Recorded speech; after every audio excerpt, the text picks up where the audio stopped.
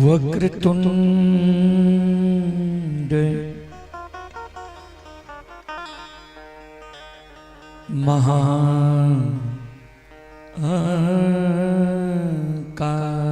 महाकाय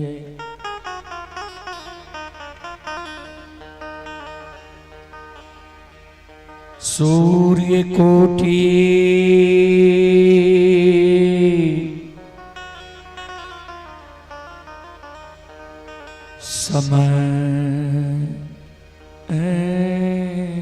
प्रभा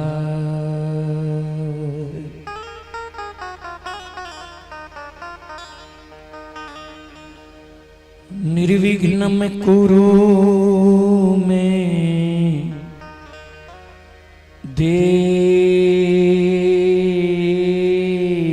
देव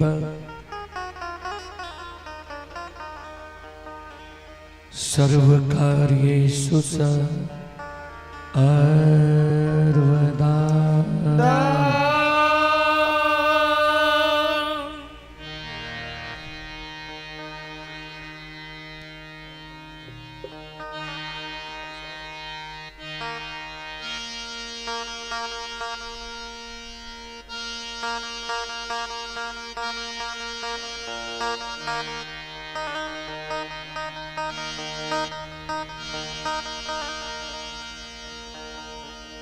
या देवी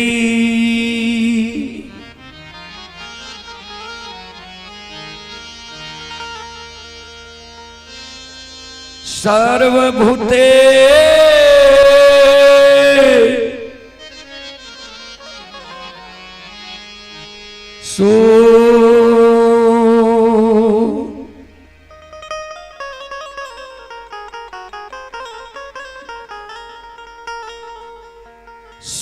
शक्तिरूपेण संस्थिता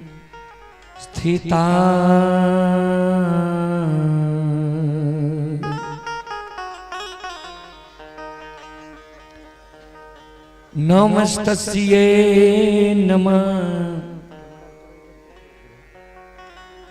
तस्यै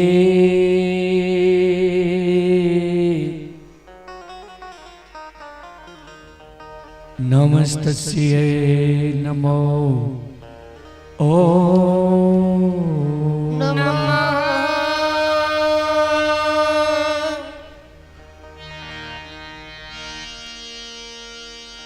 वंदो गुरुपद कंज कृपा सिंधु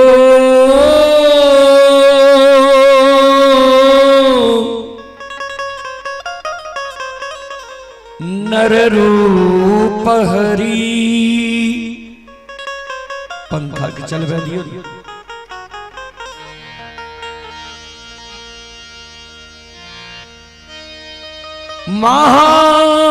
महामोह तम पूंज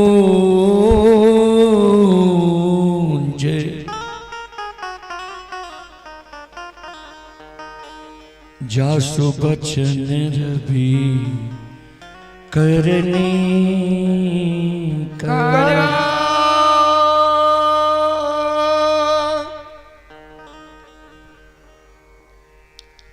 श्री गुरु चरण सरोज रज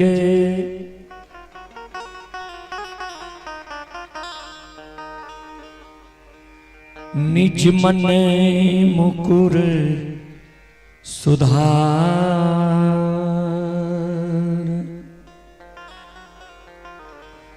बरनो रघुवर बिमल जसो जो दायक फल चार।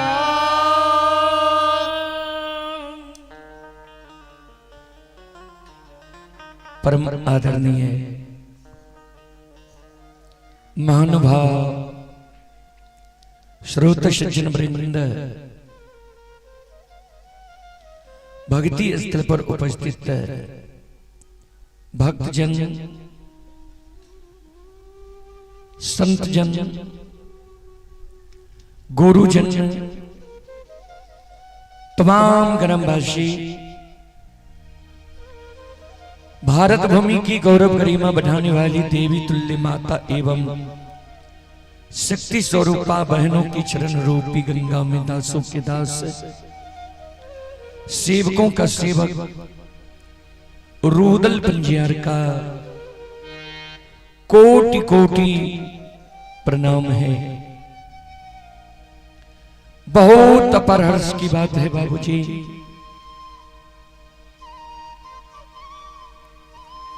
इसराइल कला जैसी महान गांव पवित्र भूमि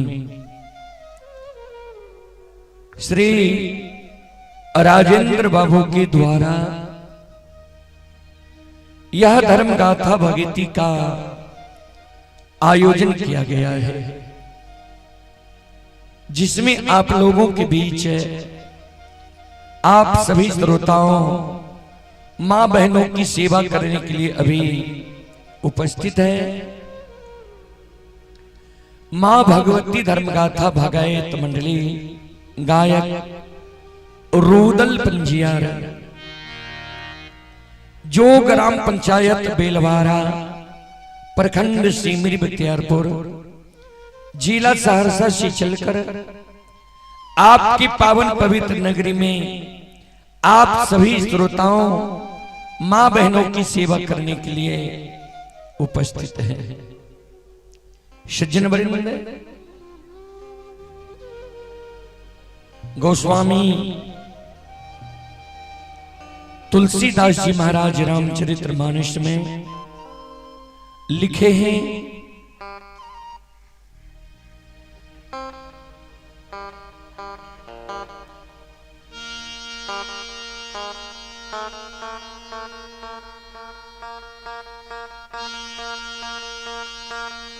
सज्जन वृंद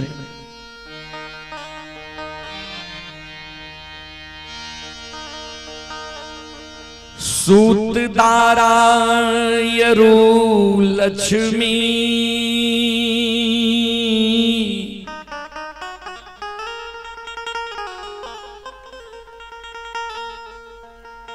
पापी के घर भी हो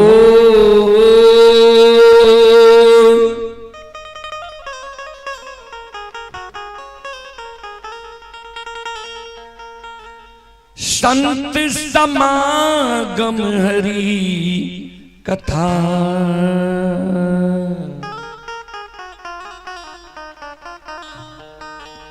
तुलसी दुर्लभ दो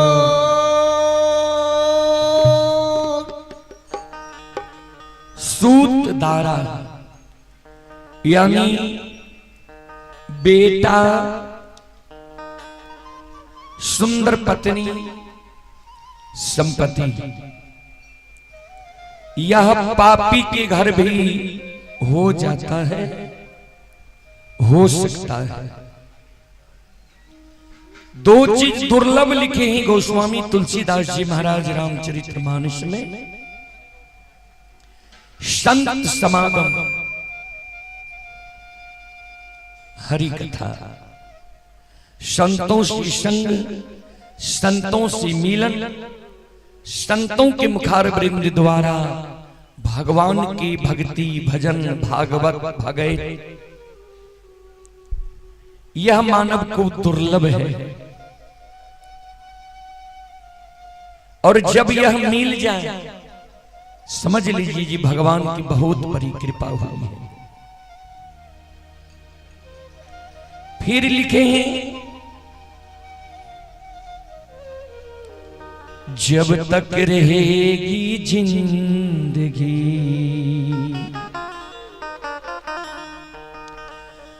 फुर्सत न होगी कभी काम से,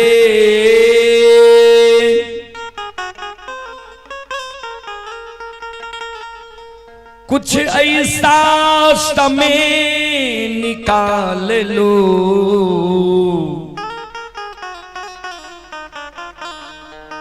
प्रेम कर लो भगवान से।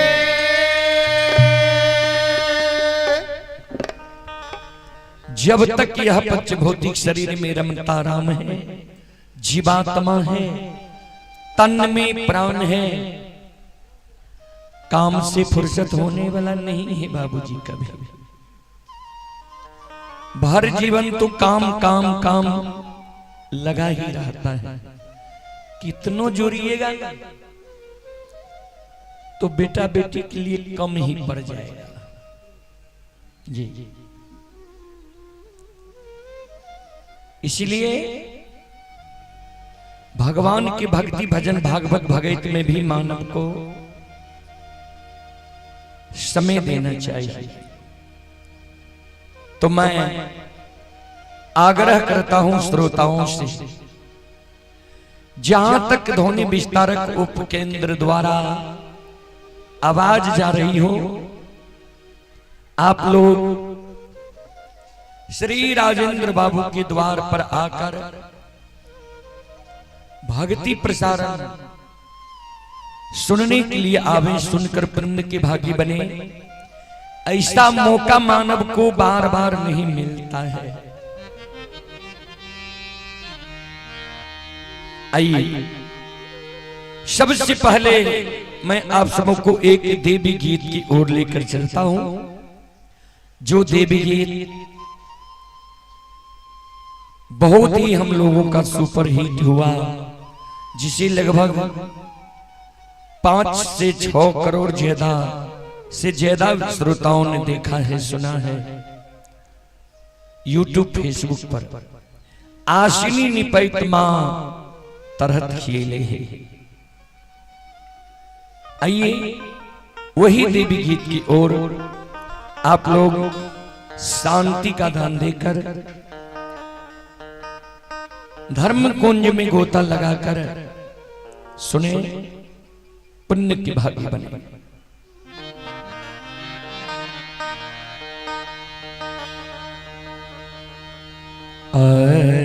आसनी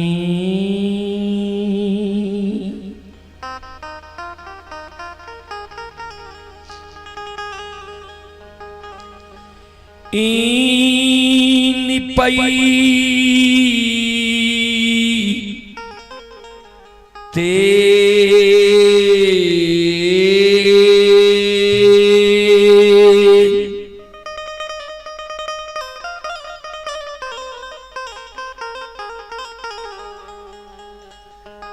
ये मां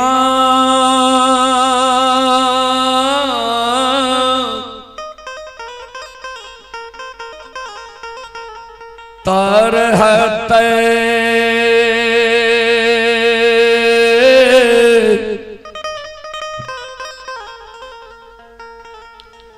खियलै मैया ये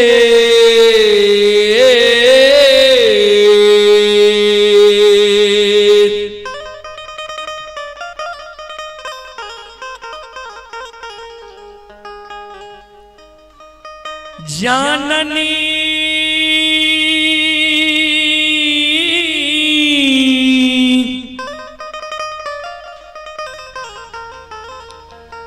तरहत खियलै मैया आये।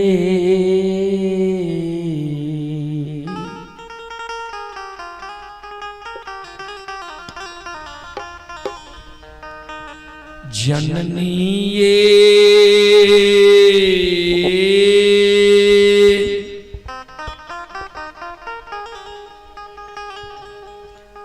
धूपा धुवन जलैते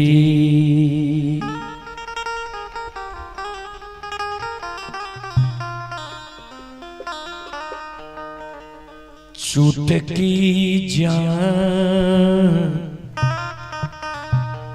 अलले से तैयो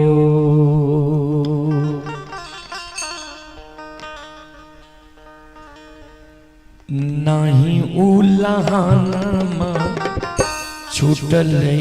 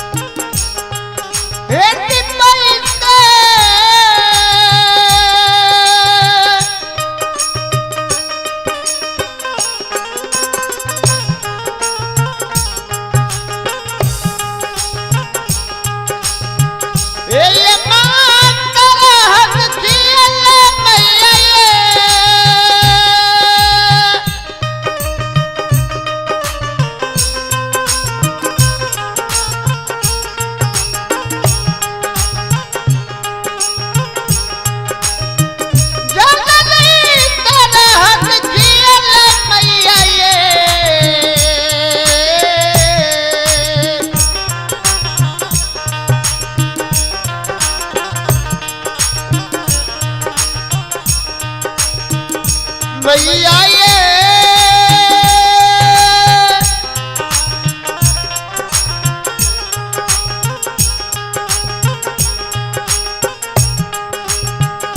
धूपा धुमन जलैते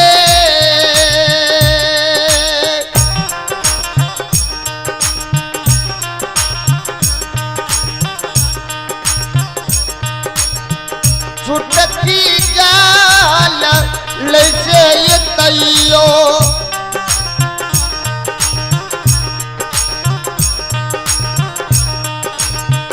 दाई उल्हना बा दै छैये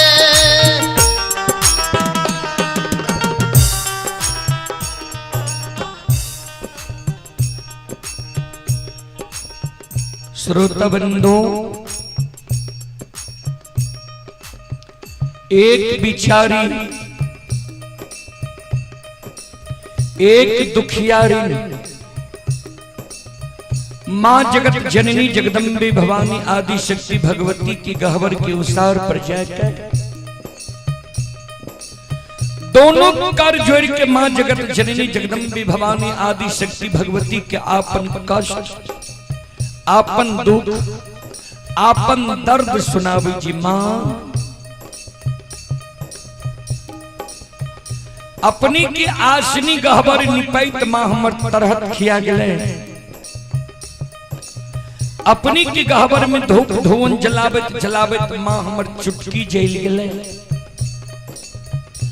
अपनी की गहबर में चढ़ावे के लेल फूल तोरे तोरे मां नाखून खिया गले अपनी की गहबर में प्रतिदिन सांझ दैत दैत मां प्रत्येक सारी के आंचल जल गले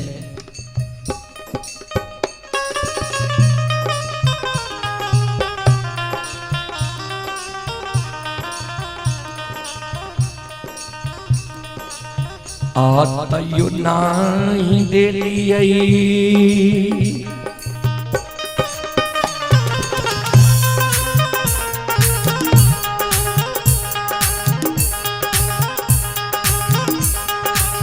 हे ये माँ गोदी में ललन माये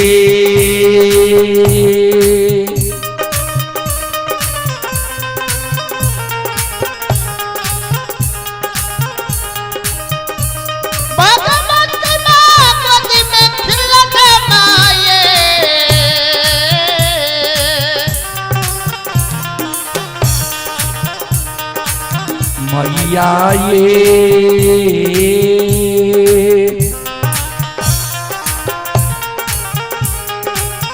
हमारा बनलिए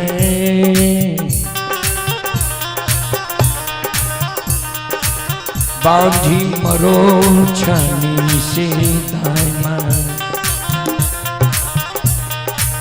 दाई उल्लहनमा दई छैये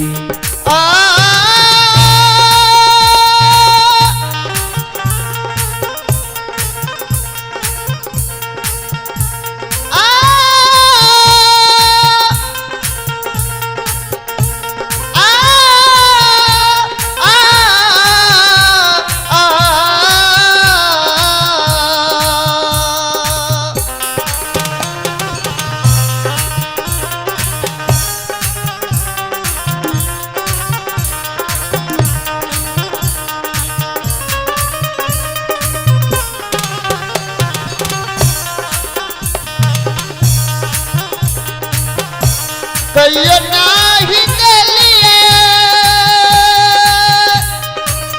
आए माँ ये मैया ए जगत जननी ये माँ को ललन मारे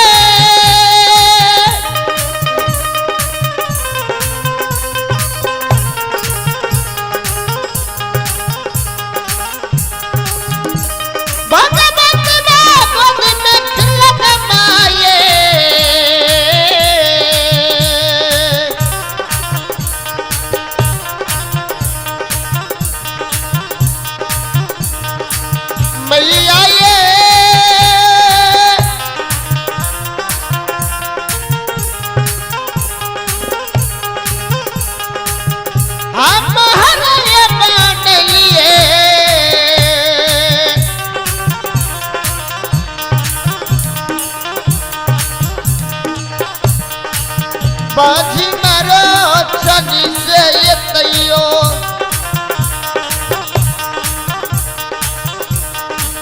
दाई मैं उल्हनमा दई छैये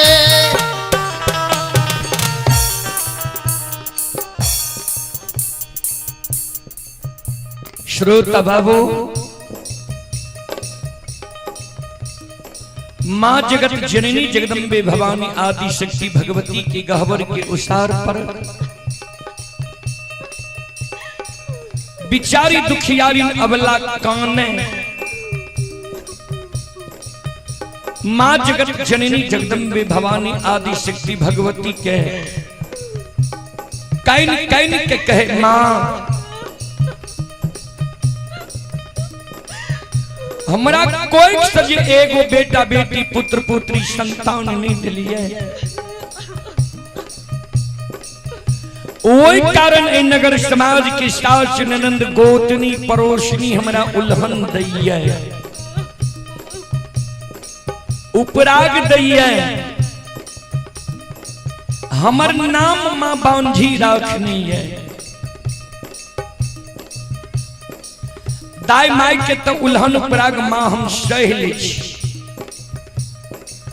लेकिन इस समाज में जब दाई माई के घर आंगन हम जाय छी दाई माई के घर आंगन में दाई माई के गोद में दाई माई के बेटा बेटी के खेले देखे छियै दाई माई के गोद में दाई माई के बेटा बेटी के दाई माई के बेटा बेटी के हंसै के आवाज सुनै छियै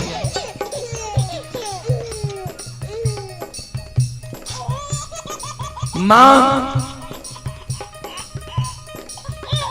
दाई माई के घर आंगन में दाई माई के बेटा बेटी के ठुमुक ठुमुक चलैत देखे छियै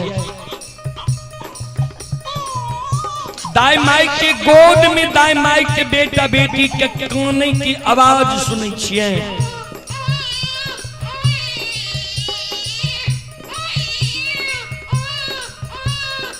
वो आवाज सुन के हमर हिया साल है जी भगवान किया न अभी तक हमरा कोई से एगो बेटा बेटी पुत्र पुत्री संतान दिलकिए हमरो कोई तो जब भगवान एगो बेटा बेटी पुत्र पुत्री संतान देती है, हम कोई के जन्मल बेटा बेटी के गोद में खेले तो हमरो अभिलाषा पूर्ण होती है। ए माँ, ए मैया, हे जगत जननी माँ,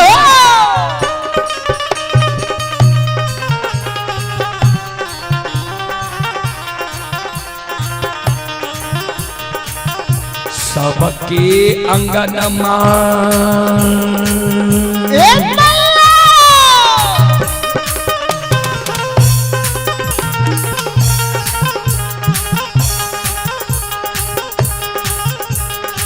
ये माँ खेले छै ललन माँ ये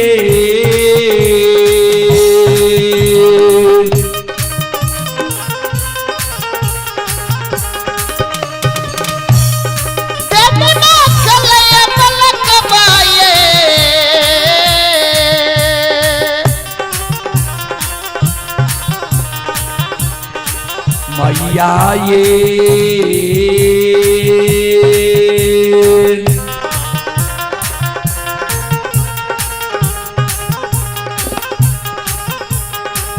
हमरो अंगन माँ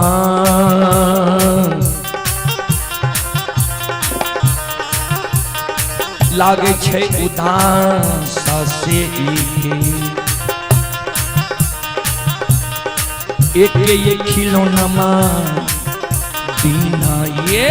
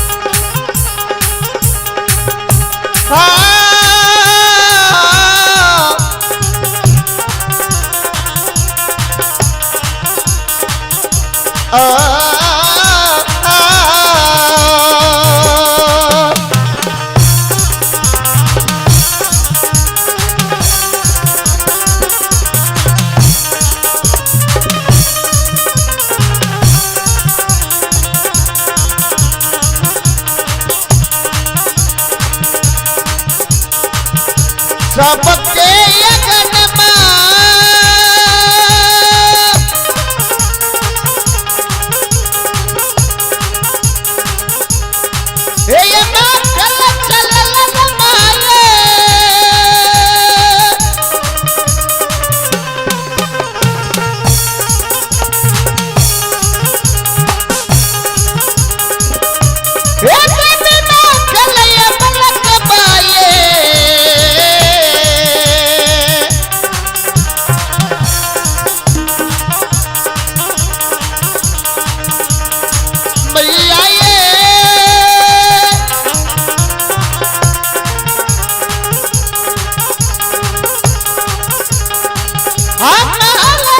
अगन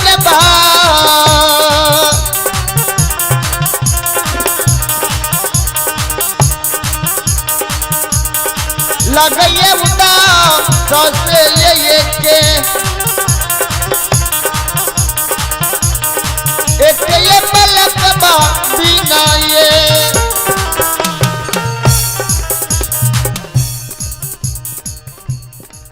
श्रोता बंधु, माँ जगत जननी जगदम्बे भवानी जार बिजार बिचारी दुखियारी अवला माँ जगत जननी के गहवर के उसार पर कौन माँ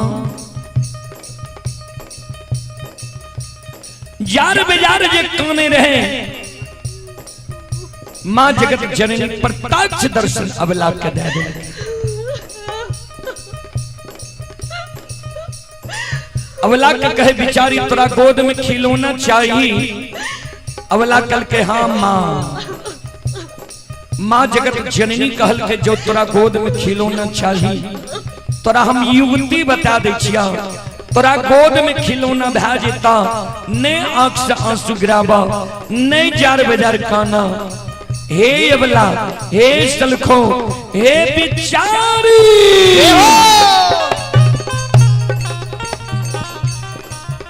आइए शंकर कुमार की ओर से श्रद्धा के साथ बड़े उदार दिल से यज्ञकर्ता शंकर बाबू की ओर से 101 रुपए की पुरस्कार आए हैं। श्रद्धालु को बहुत बहुत धन्यवाद, लाख लाख शुक्रिया, बहुत बहुत साधुवाद। जय हो दानी श्रद्धालु की जय हो, उनके समस्त परिवार की जय हो।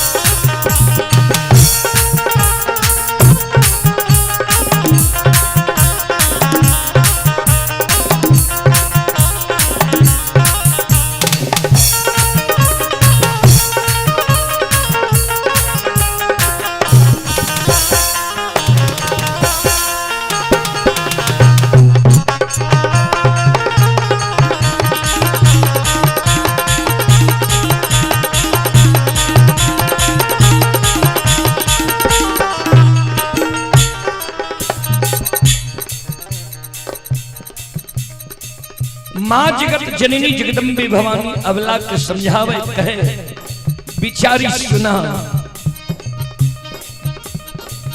घर पर छुअरबा जय हो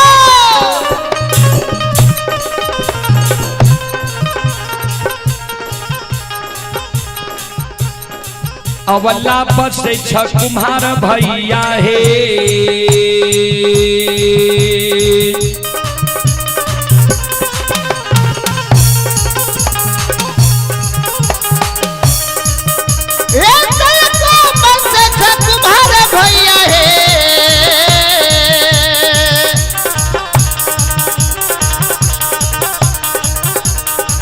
अबला हे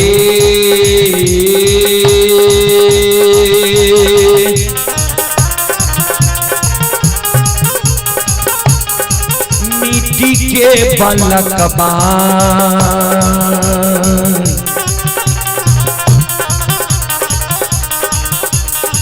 लिहो बनबाई से कोखिया दुख तोरा छुटिए जेता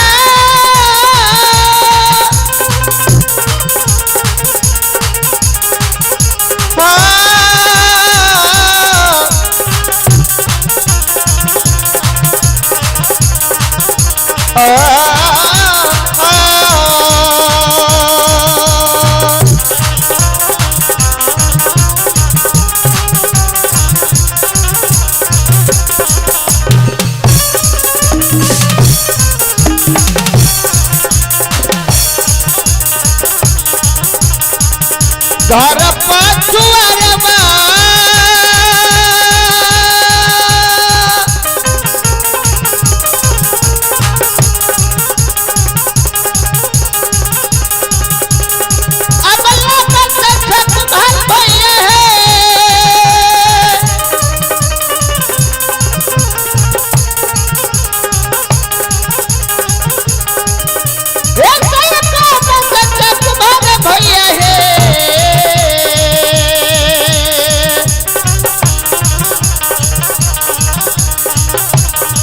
अबला है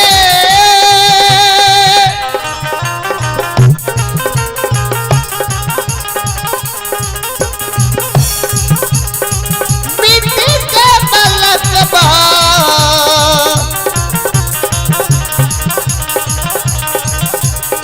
लिहोने बना इसे है कोकिया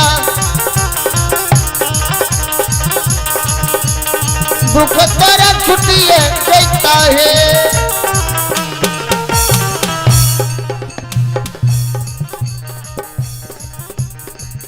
माँ जगत जननी जी अबला के कहल के घर पछुआर में कुम्हार भय बसे सजा सुंदर मिट्टी के बालक बनवैली हो दाय माय तोरा उल्हन पराग देने छोड़ देता बिचारी दुखियारी अबला काने लगले माँ हे मैया मिट्टी के बालक ठेस लागत फूट जाय छे मिट्टी के बालक से दाय माय हमरा उल्हन पराग देनाय नहीं छोड़ता मिट्टी के बालक माँ हमरा नहीं चाहिए माँ जगत जननी कहलखिन जो तोरा मिट्टी के बालक नहीं चाहिए चल जान कमार भाई के द्वार सुतिहार भाई के द्वार बढ़ई भाई के द्वार सुंदर काठ लकड़ी के बालक बनवैली हो दाय माय तोरा उल्हन पराग देना छोड़ देता बिचारी दुखियारी अबला काने लगली माँ काठ लकड़ी के बालक भी माँ हमारा नहीं चाहिए माँ जगत जननी कहलखिन से किया अबला काने अब माँ जगत जननी के कहे माँ सुनो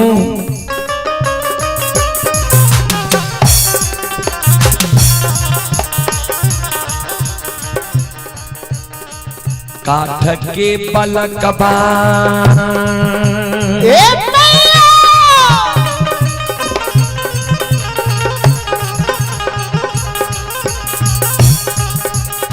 ये माँ हिलै छै नहीं डोलै छै ये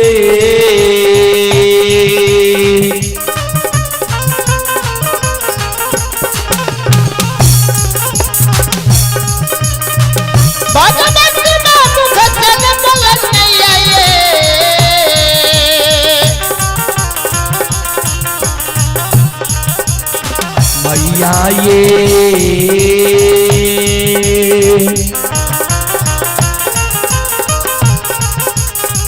नहीं पिए पति सो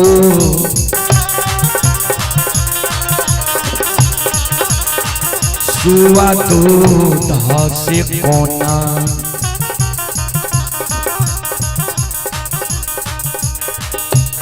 कोना उल्हनमा छूटत ये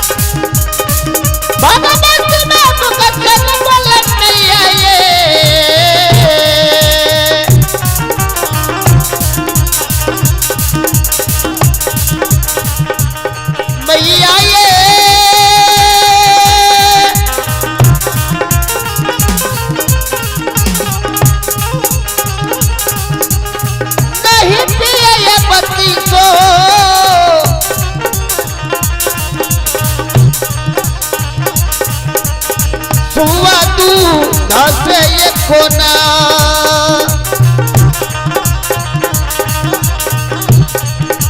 कोना उल्लाहना बात छुटत ये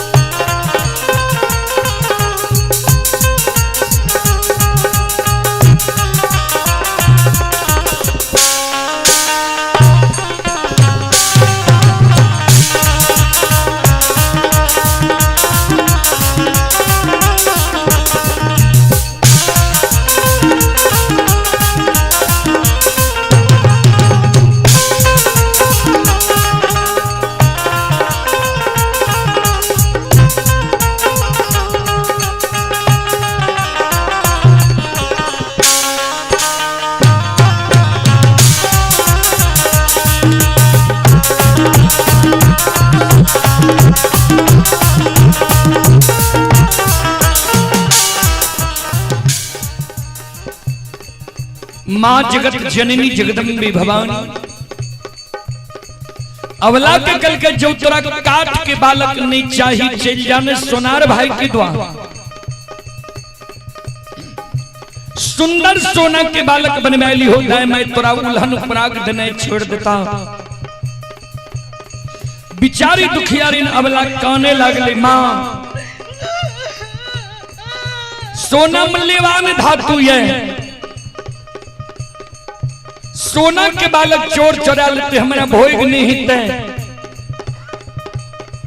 हे मैया एगो बेटा बेटी पुत्र पुत्री संतान के कारण दाय मैं हमारे नाम बजनिया रखनी है दाय मैं हमारा बजनिया कहिए माँ। हे माता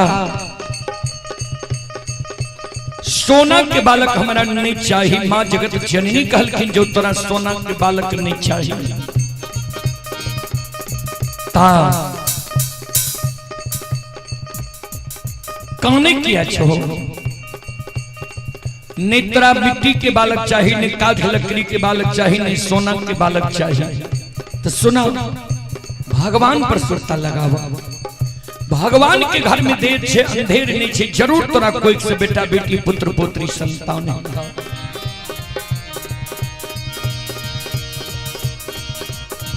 धीरज बांध धीरा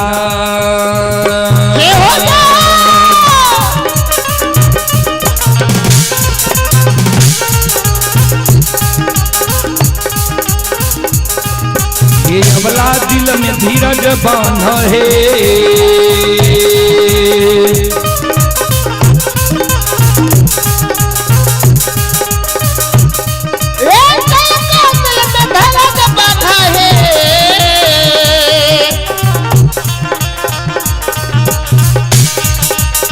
अबला है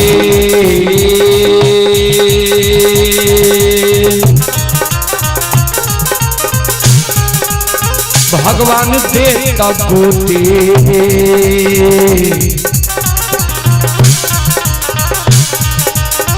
मैं लला नमा से पुखिया दुख तोरा छुकिए चेता ही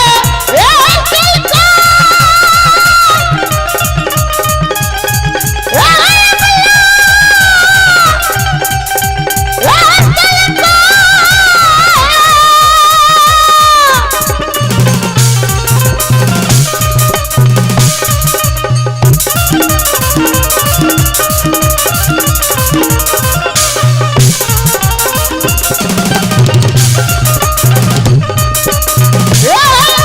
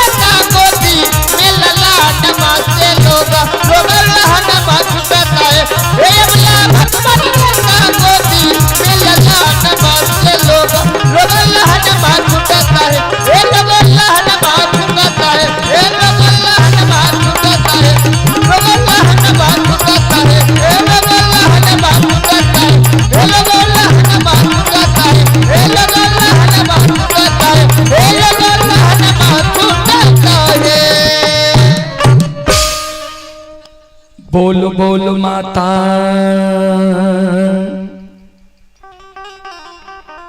भगवती महारानी की जय। श्री दाता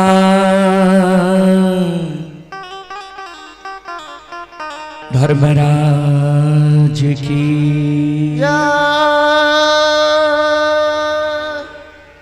आइए अभी जो यह कार्यक्रम लाइव चल रहा है इसी के जरिए कुछ श्रद्धालु पुरस्कार भेजे हैं। प्रिंस कुमार जी की ओर से श्रद्धा के साथ बड़े उदार दिल से 21 रुपए की पुरस्कार आए हैं। श्रद्धालु को बहुत बहुत धन्यवाद, लाख लाख शुक्रिया, बहुत बहुत साधुवाद। सज्जन वृंद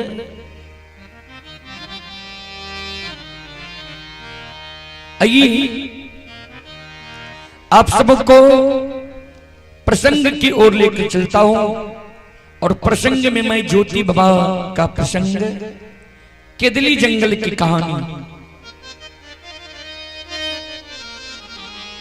आपको सुनाने का प्रयास करता हूं। आप लोग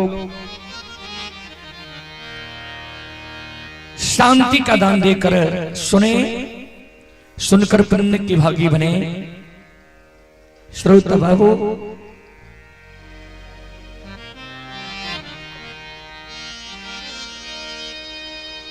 जय दीन धर्मराज बाबा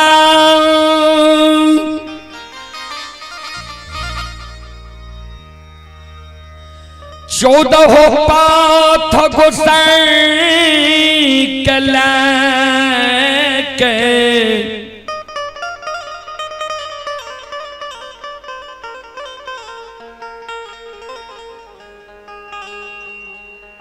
केदली जंगल गिलई रहे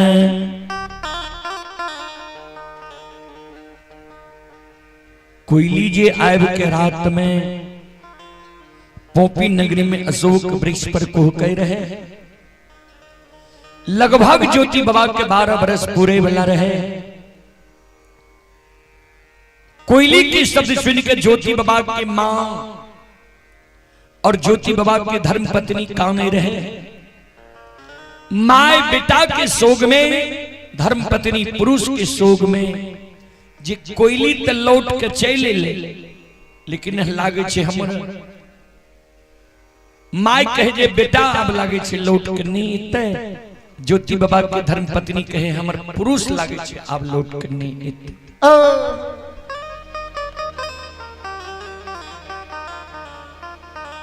दोनों जे कानब रहे, दोनों के कानब से ठाकुर जी धर्मराज बाबा के आसन डोल गए।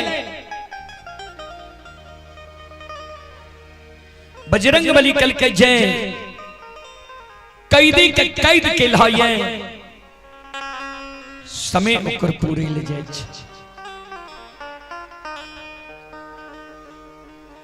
चौदह पद गोसाई महारुद्र बजरंग बली के दिली जंगल गले। बजरंग बली के कहल के धर्मराज बाबा ज्योति के जे जगह ज्योति तप करे रहे वो जगह बाबूजी उच्च दिबरा के भीड़ बन गए रहे। चीटी पिपुर बास ले कल के एकरा पलटा दे। बजरंग बली उच्च दिबरा के भीड़ के केदली जंगल में पलटा देलके। 14 पद गोसाई के कहे ठाकुर जी वो दिबरा के भीड़ से मिट्टी से अस्थि हड्डी निकाल निकाल साफ का चादर पर रखा। धर्मराज बाबा जी अंग के जी कर्पूर जा रहे जोर नहीं जाए।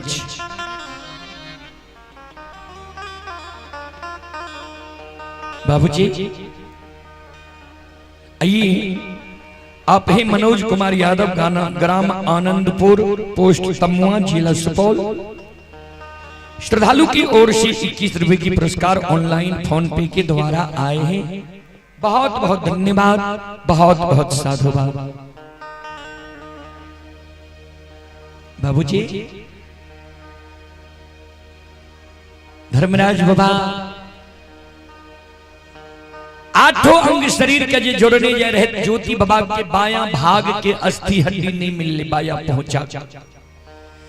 बजरंग बली के कल के बजरंग बली अगर ज्योति के उपंग बना के केदली से पोपी नगरी लाजे भी लोग हंसते धर्म में कलंक लगते जे 12 वर्ष ज्योति केदली जंगल में तप कल के तैयो ज्योति के उपंग बना के ठाकुर जी धर्मराज बाबा केदली ले देखियो जी ज्योति के अस्थि हड्डी बाया पहुंचा के ले बजरंग बली कोयली के खोजे केदली जंगल में कोयली मिलले कल के गे कोयली तू गुरु बाबा के संग साथ अइले रहे 12 बरस गुरु बाबा के साथ रहले आ गुरु बाबा के तो रखबारी कैले देख तोरा गुरु बाबा के बाया पहुंचा नहीं मिले छो कोई ले गेलो ये कोयली दोनों पंख जोड़ के प्रणाम करे सरकार जय दीन के दली अलियई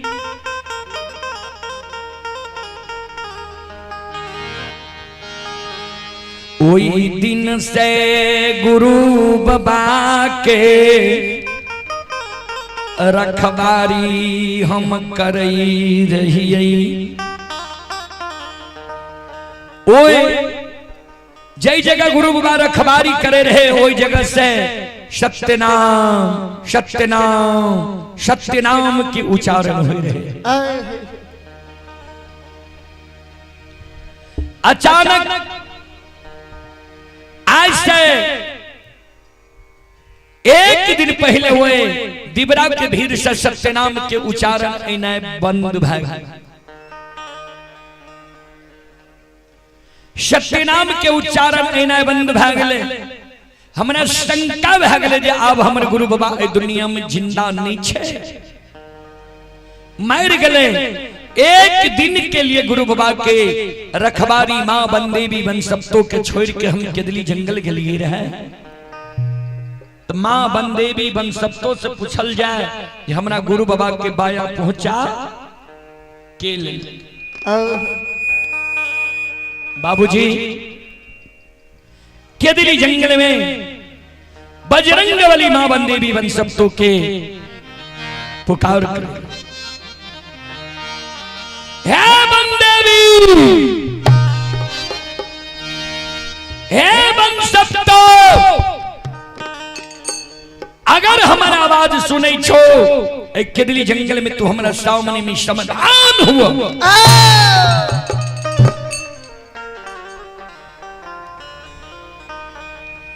बंदेवी बन सप्तो धर्मराज बाबा के सामने में समाधान हो कर जोड़ ले छे मां बंदेवी बन सप्तो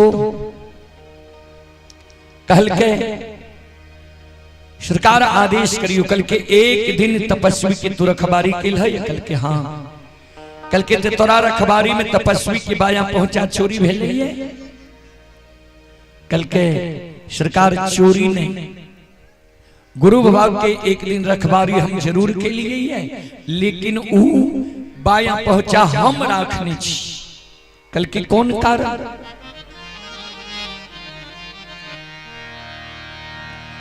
कहल के एक दिन धर्म के काज में हम हाथ बटेली हमरो किछ न किछ गुरु बाबा के आशीर्वाद मिले के चाहिए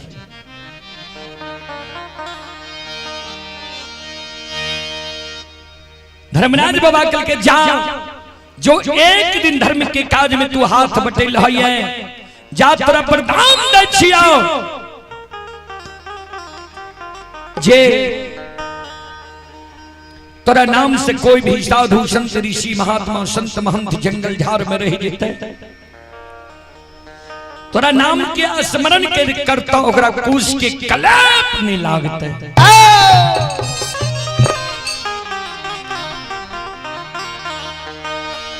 श्रोता बाबू मां बंदेवी बन सप्तो गुरु बाबा के बाया पहुंचा जाते वही अंग के ठाकुर जी धर्मराज बाबा जोड़ दल के अमृत जल के छिड़काव क्या दल के हार मांस जूझ गए सज्जन बरे धर्मराज बाबा 14 पद गोसाई के कहे धर्मराज बाबा ज्योति बाबा के जीवात्मा के कहे, ज्योति बाबा के जीवात्मा आवो, तोरा लेल पिंजरा तैयार छे, पिंजरा में प्रवेश करा। ज्योति बाबा के जीवात्मा कहे, सरकार आव ए पिंजरा में हमरा प्रवेश करे ले नहीं कही किया। तो जतेक कष्ट दुख ए संसार में होई छे, सारी कष्ट दुख ए पिंजरा के भेले। ज्योति बाबा के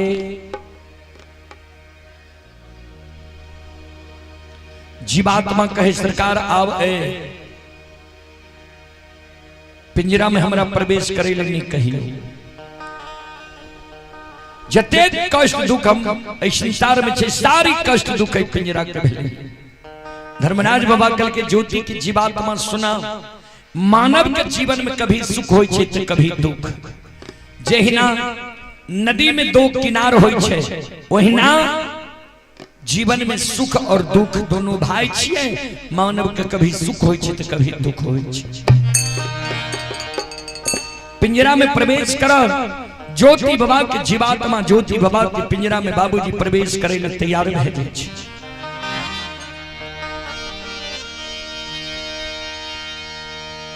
धर्मराज बाबा 14 पथ गोसाई महारुद्र बजरंगबली के कहे,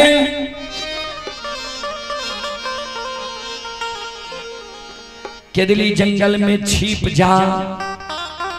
किया 12 वर्ष पर आए तपस्वी के आंख खुलते आंख लाल पीला हेते। अगर एकरा हृदय में क्रोध हो बज गला, जेकरा ई दुर्भाग्य देते हैं, एकर बानी असत्य नहीं थी, सत्य रहे। श्रोता बंधु 14 पथ गोसाई महारुद्र बजरंगबली के दिली जंगल में छिप जाए छे। धर्मराज बाबा भी एक वृक्ष के ओट और हमें छिप गए के दिली जंगल में। जहिना बाबूजी सूतल मानव नींद के त्यागी छे, निंद्रासन से जागी छे, ओई समान गुरु ज्योति बाबा के दिली जंगल में। ध्यान दो अतरामा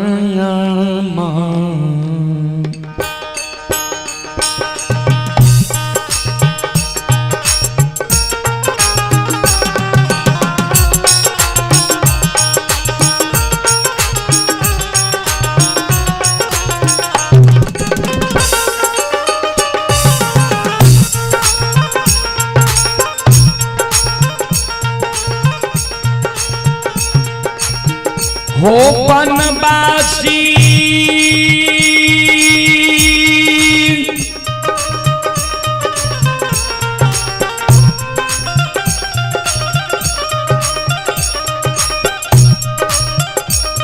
आहो रामा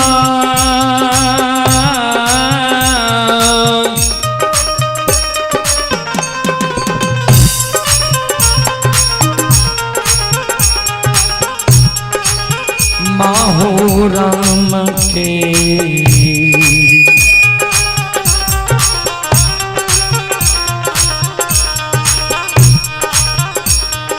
उच्चारण कईने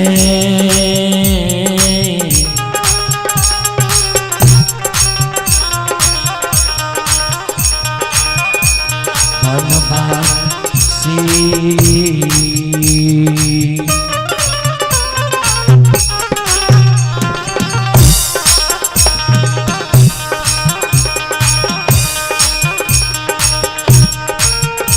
हे हो हार होई छै के दली हो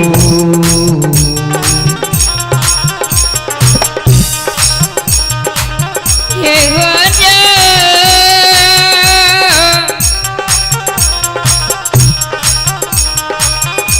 हो जगह से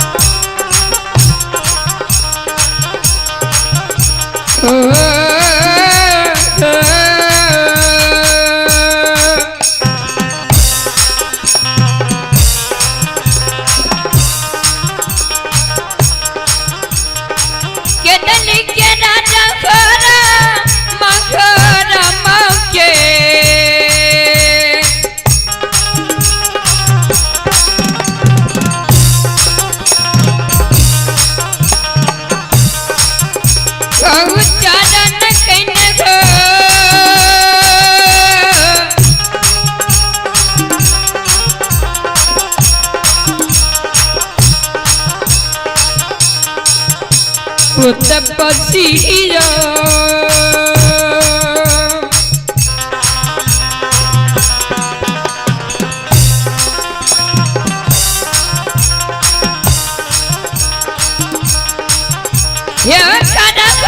के डाली हो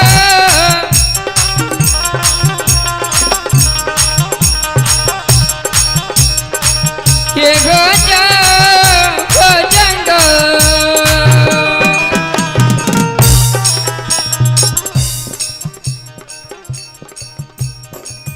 राम राम के उच्चारण कईने गुरु ज्योति बाबा केदली जंगल में खड़ा हो चारों बगल केदली जंगल में ही आवे पूरब पश्चिम उत्तर दक्षिण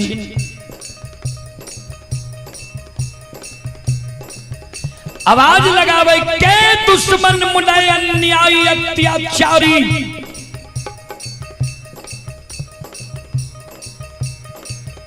केदली जंगल में हमने काछ नींद जगा डले हम ताप के नींद में सुतल रही है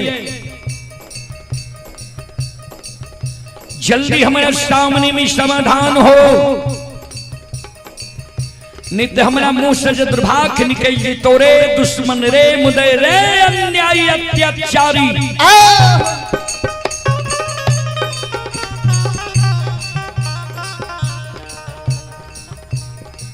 जाइल के केदली जंगल में तू भस्म भै जेबे ज्योति बाबा के मुखार वृंद से इतना गो शब्द निकले छे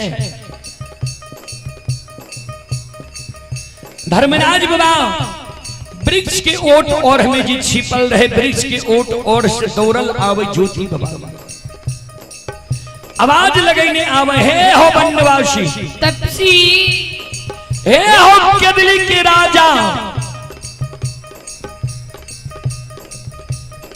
दोसर के तोरा एक केदली जंगल में काल चिन्ह जगा देता तोरा तप के भंग करता हम ही ये दुश्मन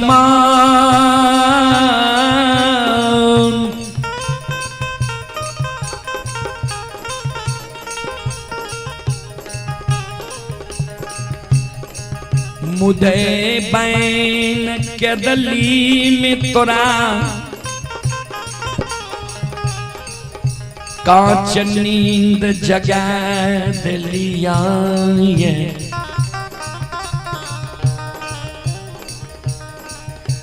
हम ही दुश्मन मुदे अन्यायी अत्याचारी बहन के केदली जंगल में कांच नींद जगा दिलिया 12 वर्ष तोहर आंख बंद रहला नींद पूरा भै गेल लेकिन तोहर तब पूरा नहीं भेल है केदली के राजा आओ यहाँ ही ये दुश्मन जय हो जाओ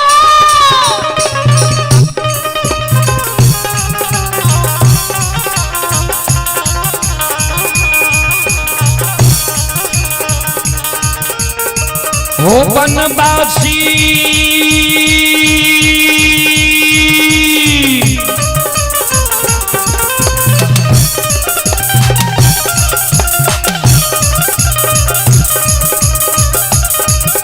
आओ हम ही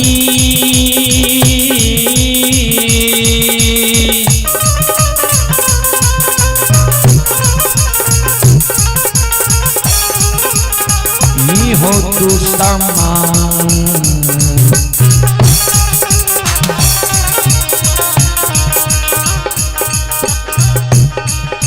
मुदैया बन के बनवासी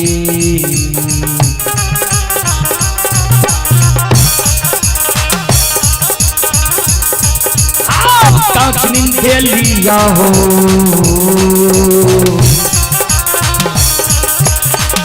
तोरा ओ जगा ओ बनवासी हो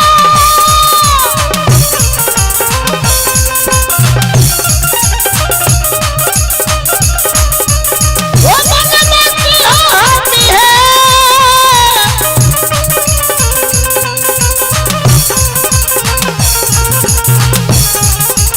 ही हो तू समा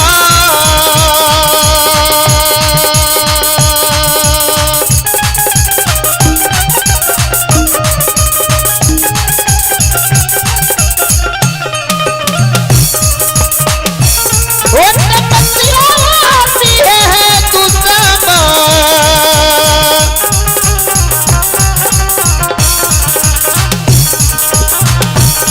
अनुदैया बन के तपस्या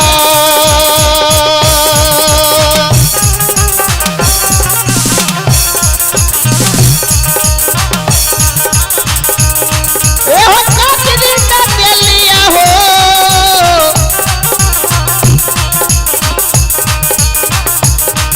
तोरा जगा जगा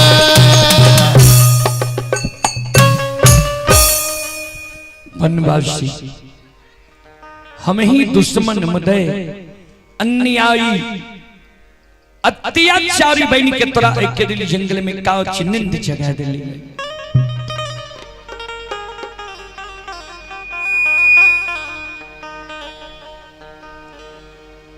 ज्योति बाबा की नजर धर्मराज बाबा पर पड़ले दोनों कर जोड़ी के प्रणाम के लिए धर्मराज बाबा आशीर्वाद दे जिय जिय बनवासी जात धरती धरातल चांद सूर्य माता पिता सत्य धर्म ए दुनिया में रहते ता तक तोहर नाम ए दुनिया में अमर रहता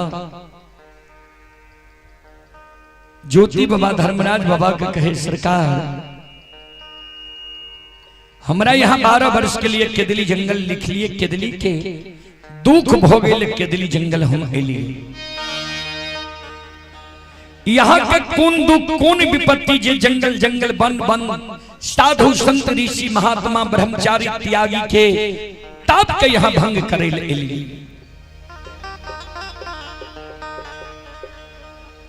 धर्मराज बाबा कल के बनवासी हो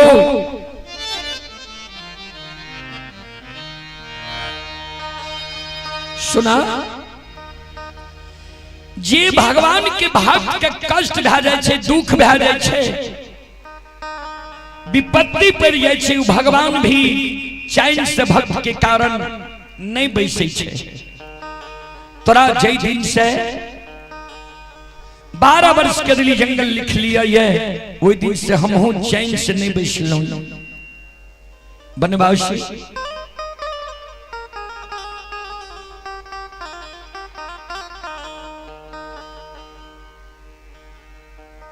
आइए आप हैं विजेंद्र चौधरी की ओर से शानदार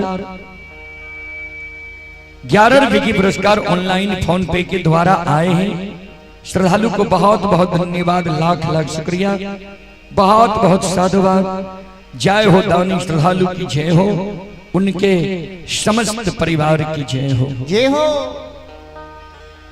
संत शिरोमणि सरोदा बंधु मां बहन बाबू भैया सब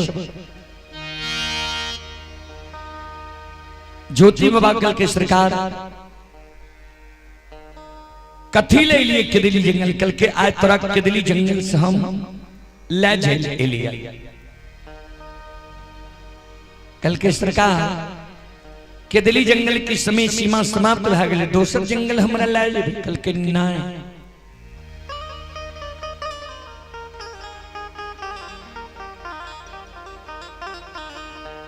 हे हो तोरा आए हम जन्म भूमि स्थान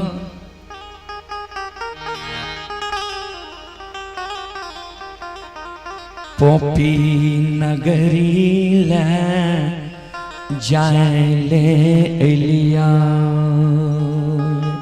ए हो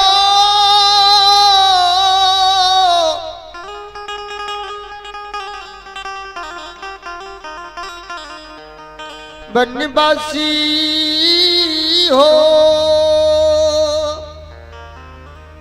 धर्मराज बाबा कल के सरकार जय हिन जन्मभूमि स्थान पोपी नगरी के 7 गुरु ज्योति बाबा के श्रवण कान में जाय छे। सिर पर हाथ ला के ज्योति बाबा केदली जंगल में धरती पर मूर्छा के बैस जाय छे।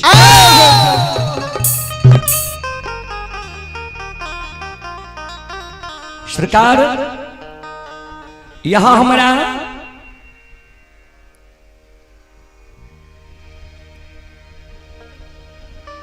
मदद करे लेने के लिए दुख दर्द के कम करे लेने के लिए बिसराल सोग के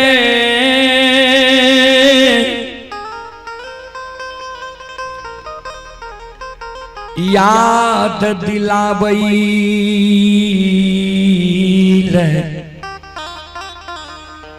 केदली जंगाल एलिए। ए धर्मराज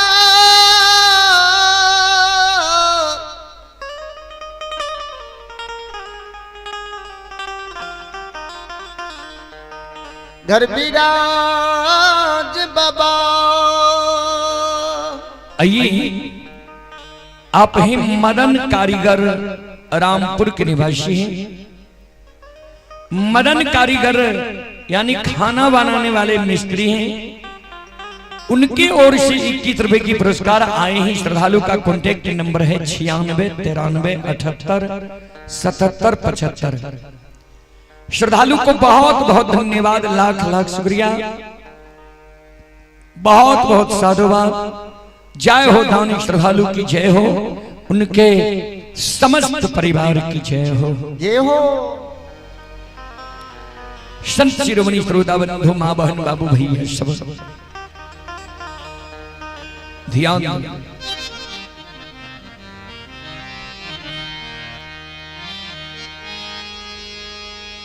ज्योति बाबा धर्मराज बाबा के कल के हमरा बिसरल शोक के याद पे दिलावल के दिली जंगल हमरा जे कई चपोपी नगरी ला जाले लिए के कार मुंह देखल हम पोपी नगरी जेबे। ठाकुर जी ए ओ धर्मराज बाबा अब के है ते पोपी नगरी में हमारा।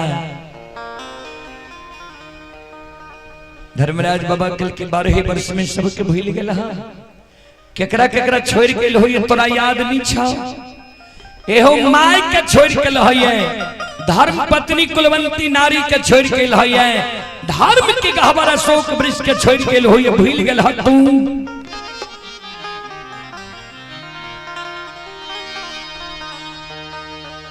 ज्योति बाबा कि जय हिन माय के याद धर्मराज बाबा दिले के सिर पर हाथ ला के ज्योति बाबा कौन है माय के याद हमरा दिलाऊ छतो। जय दीन के दली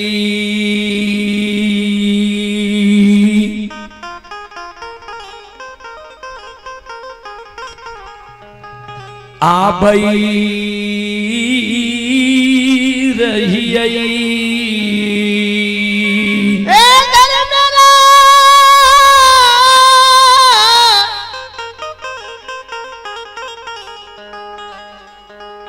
धर्मराज बाबा हे हो जय दीन के दली आबई रही।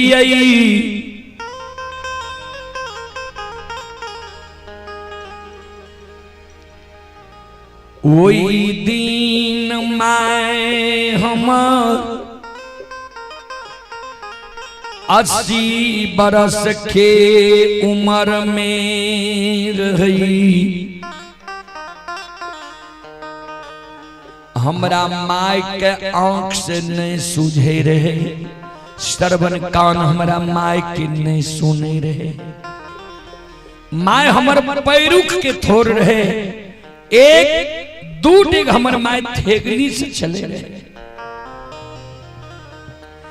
एक तो हमारा माय के बुढ़ारी उम्र, दोसर हमारा माय के एक कोरिया एक लौता बेटा की चिंता।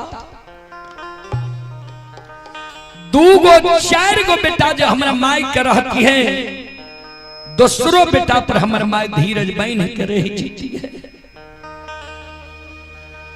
एक के गो एक लौता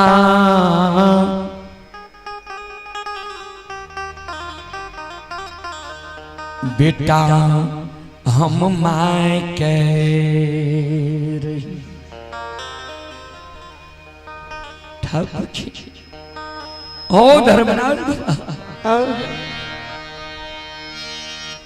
जना सुगा सिमर के सेब के रही छै, ओई समान माय हमारा बच्चा से पालन पोषण के जवान कर दिल के, शादी विवाह दुरागमन करा दिल के। माय के जो अवस्था गिर गले, माय के जो हम सेवा करती है, हमरा माय के सुख के छीन लेला, केदली जंगल हमरा लाग छे। अब हमर माय जिंदा आहा मारे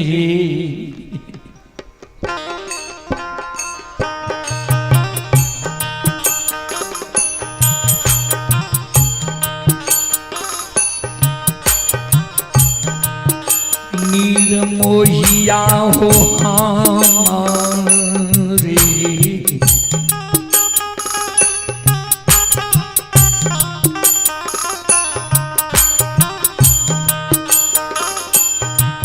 आओ सो ओग में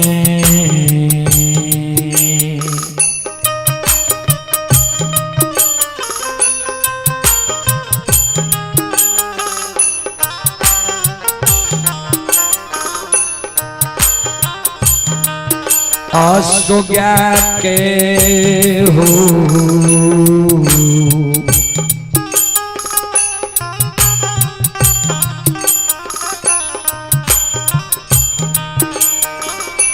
ठाकुर जी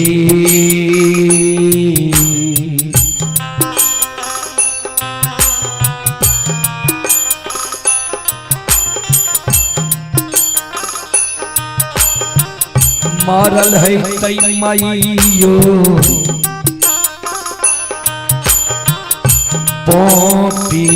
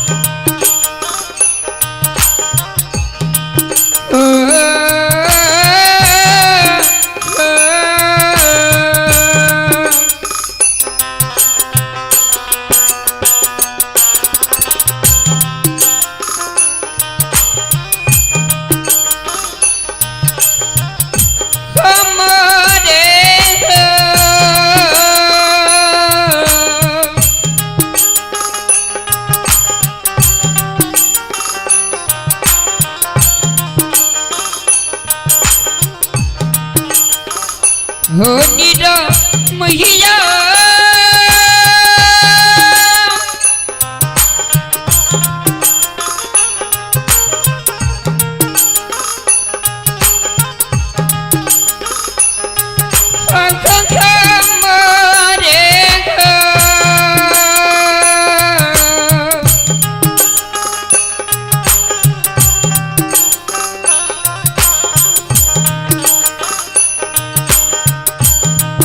एक सो में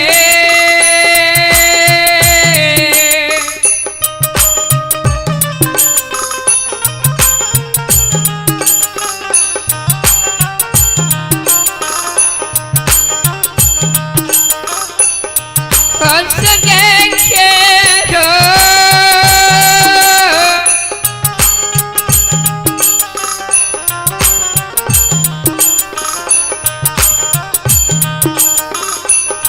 घर मेरा जब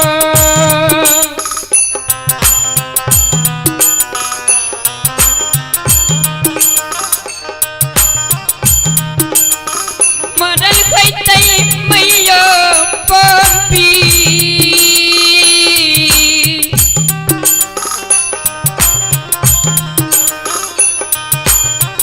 पूरा खाना कौन गा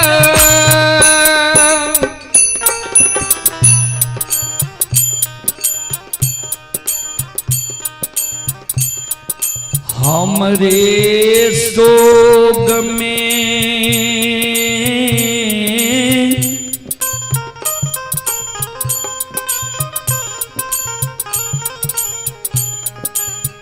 माय हमर अनजालतिया पोपी नगरी में मर गेल होई तई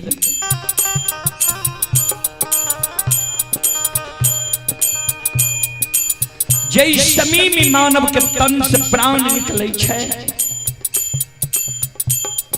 वही समीमी मानव के हरेक सागा संबंधी हित प्रेमी दोस्त महीम यार कौर कुटुंब के याद आवे छे।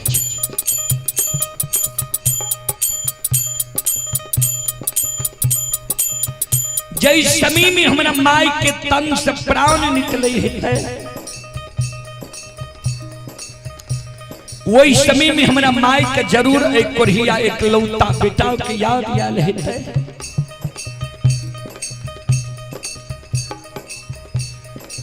हमर माई के जीवात्मा पुकार करे है जे बेटा ऐ माई के मुंह में एक चुरुक पानी डाले माई के आत्मा के शांति दे। हमरा माई के मुंह में एक चुरुक पानी दे वाला पोपी नगरी में क्यों नहीं है।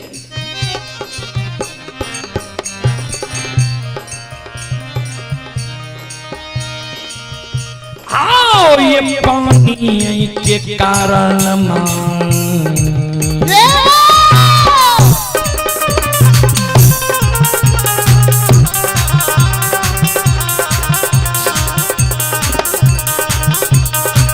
लीलाधारी हो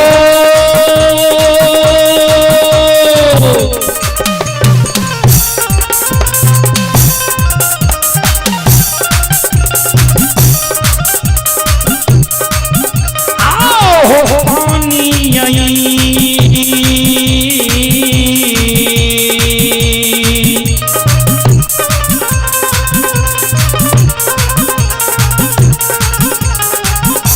के कारण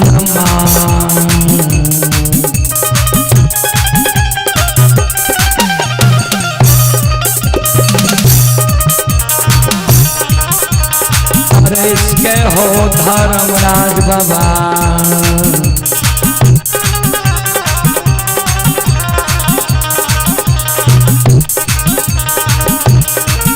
ये हो मरल है तै मई पोपी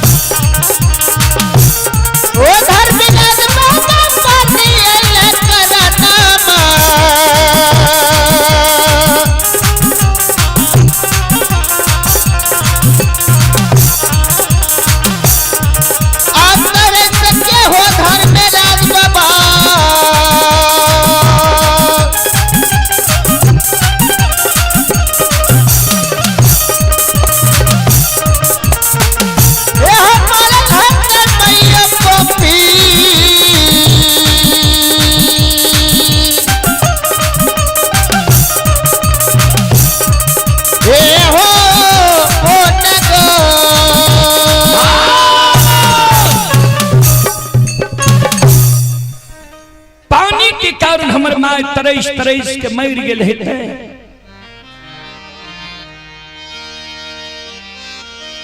माय के कोनो दोसर बेटा नहीं रहे जे एक चुरु पानी दे के माय के आत्मा के शांति देती है।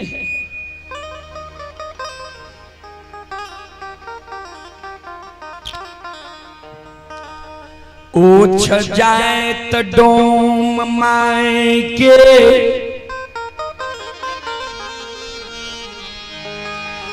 गला में रस्सी लगा घिसिया के शमशान में फेंक देने होते। ठाकुर जी माय के कोनो दोसर बेटा नहीं रहे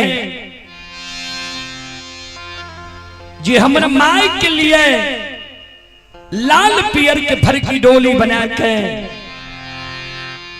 ओए फरकी डोली पर हमरा माय के सुता के शमशान ला जाती है। शमशान में हमरा माय के मुंह में आग दे दाह संस्कार क्रिया कर्म कह देती है।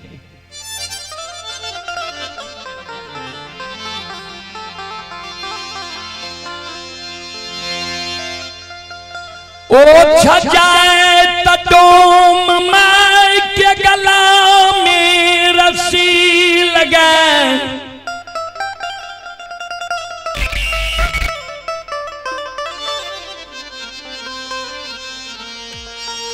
घिसिया शमशान में फेंक देने होतई।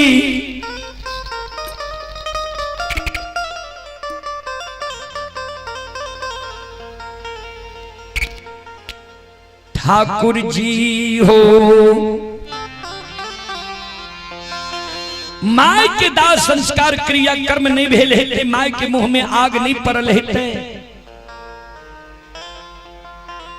कुलवंती नारी धर्म पत्नी के हम 2 दिन दुरागमन करा कर नैहर से सासुर लेला भेले रहे। कोहबर घर में कुलवंती नारी के सूतल छोड़ के 12 वर्ष के लिए हम केदली जंगल की ओर निकल गए।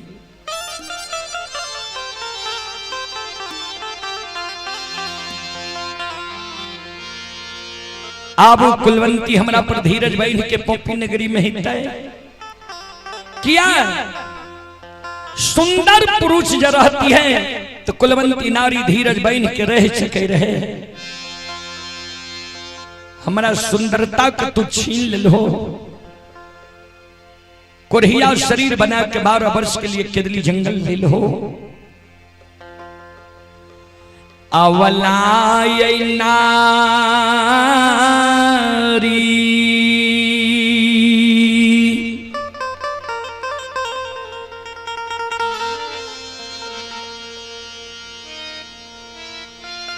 पर घर जाके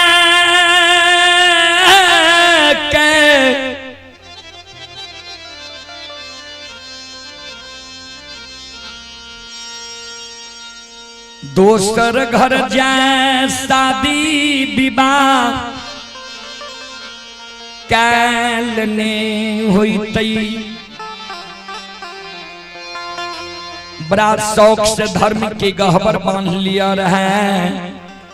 अब बड़ा शौक से द्वार पर अशोक वृक्ष लगे लिया रहे।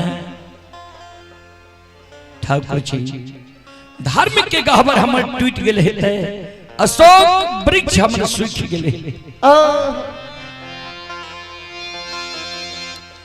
सब छाती गोसाई हम सह लेबा, लेकिन माय जे मर गए हेते अबला नारी जे पर घर जाके शादी विवाह कल नहीं हेते।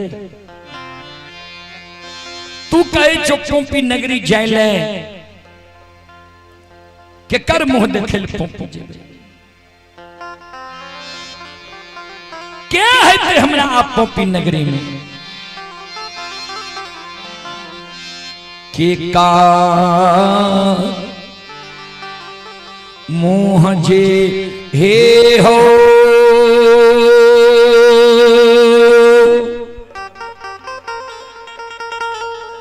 हे हो देखे ले लाजबो दाता हो नी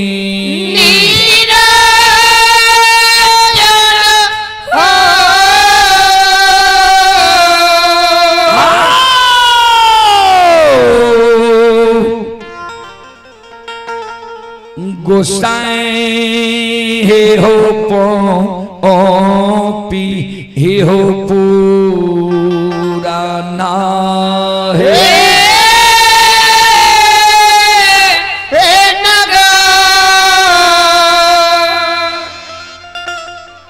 क्या कार मुंह देखेल हमरा पोपी नगरी लाजे भाग क्या है ते पोपी नगरी में हमरा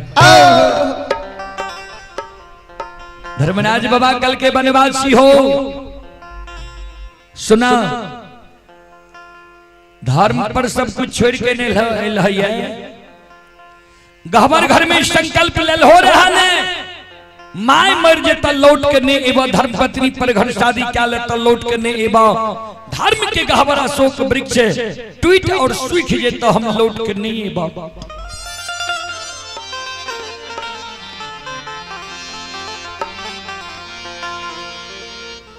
ता जे धर्म पर सब कुछ कर छोड़ के आवे छे जे धर्म के रक्षा करे छे ओकरो रक्षा धर्म करे छे कोई चीज तोहर क्षति नहीं भेलय नहीं तोहर माय मरलय नहीं धर्म पत्नी पर घर जाके शादी विवाह कैलकय नहीं धर्म के गहवर टूटलय नहीं अशोक वृक्ष सुखलय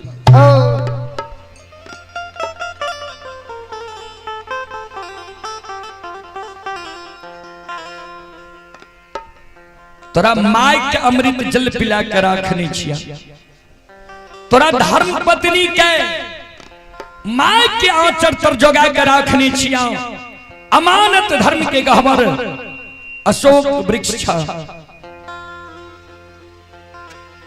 धर्मराज बाबा की शब्द सुन के ज्योति बाबा कल के सरकार यहाँ के बात के हमारा विश्वास नहीं हुई है आओ कल के से किया कल के यहाँ के अनेक नाम या अनेक काम है कल के की नाम छी हमर की काम छी हमर धर्मराज बाबा के ज्योति बाबा कल के सरकार सुनो यहाँ के की नाम छिया और की काम छिया ध्यान से सुनबै श्रोता सज्जन मृद मां बहन बाबू भैया सब हे यो सुनो सुनो सुनो भैया सुनो भई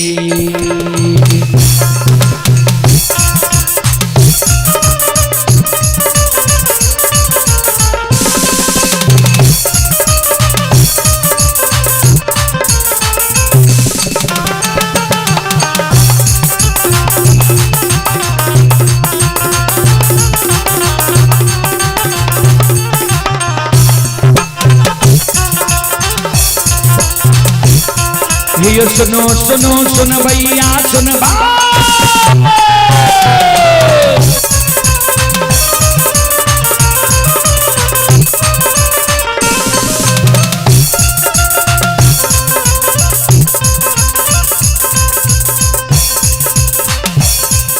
ये सुनो सुनो सुन भैया सुन लोग भैया बज भैया सुन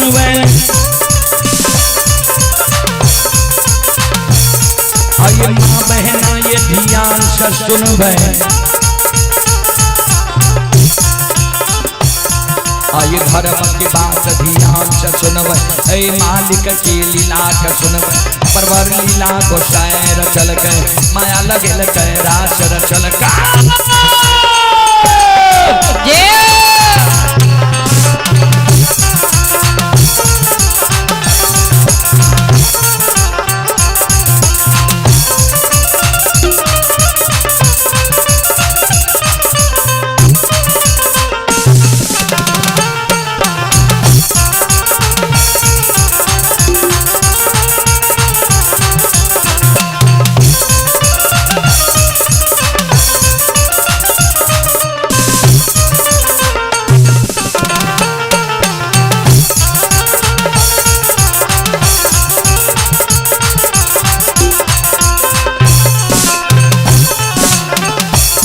हे भाग के बेर भगवती के सुमना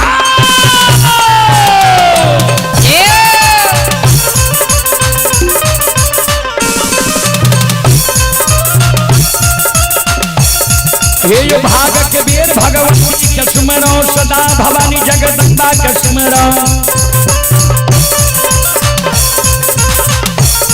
हे ज्ञान दवैया गुरु बाबा के सुमरो यो विद्या के दाता सरस्वती के स्मरण, गौरी के पुत्र गणेश के स्मरण, उमापति यो महादेव के स्मरण, हारे यो वीर पवन सुत के स्मरण, दुर्गा काली महाकाली के स्मरण, सभा के बीच धर्मराज के सुमरण।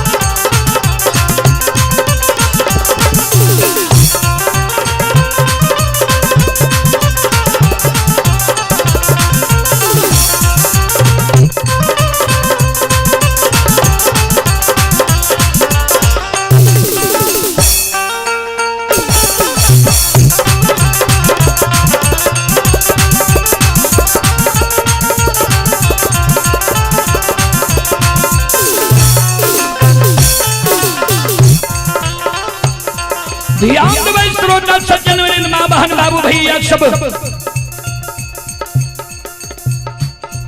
ज्योति बाबा धर्मराज बाबा का कहे ठाकुर जी किया यहाँ के बात के विश्वास हमारा नहीं हुई, ये ध्यान से सुन लिया। अपने के अनेक नाम या अनेक काम है। धर्मराज बाबा कल के की नाम छी हमर की काम छी हमर ज्योति बाबा कल के सुनो एहो तोरे नाम निर्मोहिया छिया,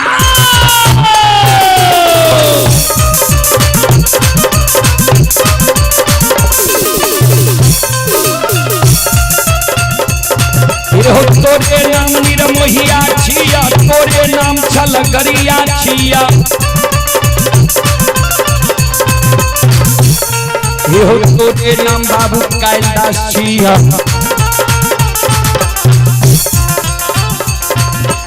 तोरे नाम निरंजन छिया, तोरे नाम निरंकार छिया, तोरे नाम यमराज छिया, तोरे नाम धर्मराज छिया।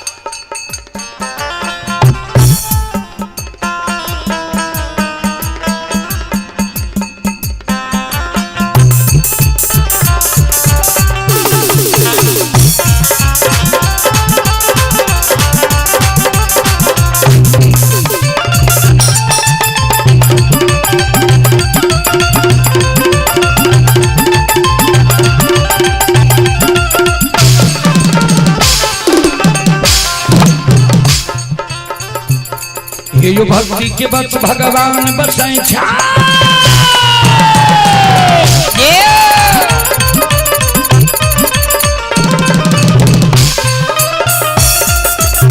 भक्ति के बस भगवान बसै छै जे सब मालिक के भक्ति बन करल कै यो कर बेरा करल कै यो घड़ी में घोर बसै उठबै छै पल में परले मचाइए दै छै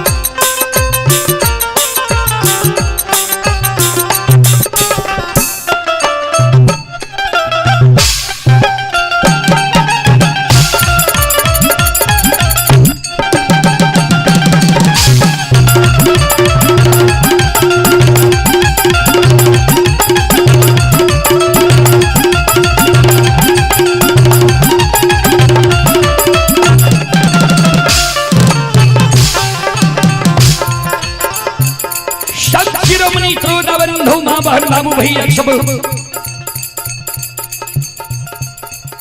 ध्यान में ज्योति बाबा धर्मराज बाबा का कहे ठाकुर जी तोरे नाम निर्मोहिया छिया तोरे नाम छलगरिया छिया तोरे नाम बाबू कैलाश छिया तोरे नाम निरंजन छिया तोरे नाम निराकार छिया तोरे नाम यमराज छिया तोरे नाम धर्मराज छिया एगो नाम तोहर भाग छलगरिया भी राखनी छा जकरा साथ छल करे है वो वह न तोहर नाम छलगरिया राख लकैया ठाकुर जी हे धर्मराज बाबा यह कारण अब थोड़ा हो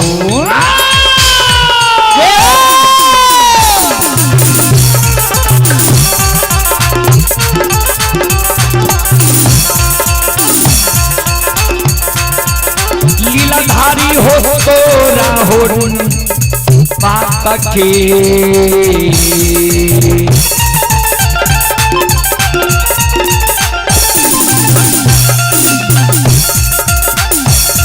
यो नहीं होइए धर्मराज बाबा यो नहीं होइए दिल में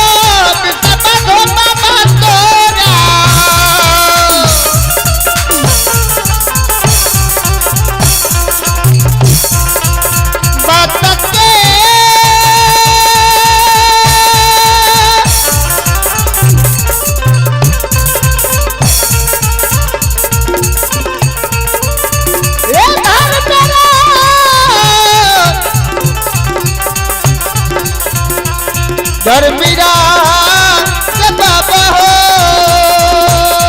आके हो गए सीताराम राम राम हे भगवान भले भी होता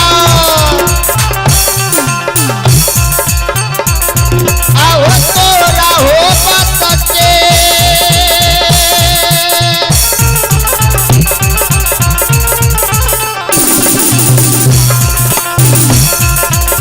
ए हो बाबा तो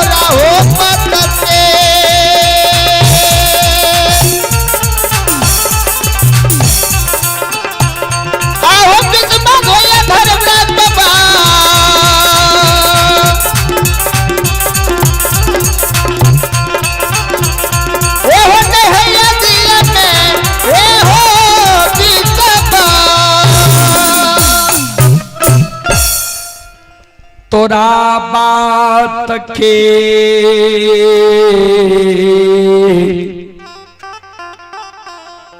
हमारा विश्वास नहीं हुई है।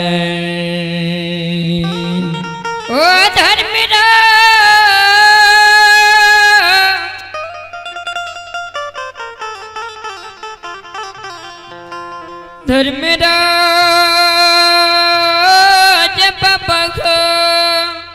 धर्मराज बाबा कल के जो हमारा बात के तोरा विश्वास नहीं हुई छा, तोरा याद छा तोरा संसार के दिली जंगल के एला रहा है ज्योति बाबा कल के हाँ सरकार हमरा याद है।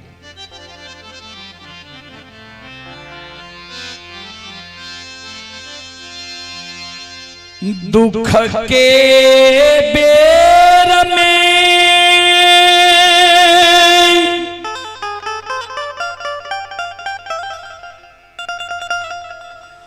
सब सगा संबंधी त प्रेमी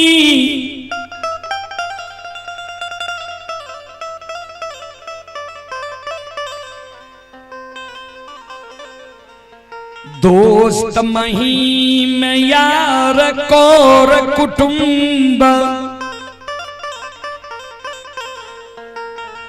हमरा लिए वीरान भै गेलई रहे। ठाकुर जी हे धर्मराज बाबा एक गो जाति के पंछी कोयली दुख के बेर में हमर सहारा बनल, हमारा संसार के दिली जंगल एले रहे।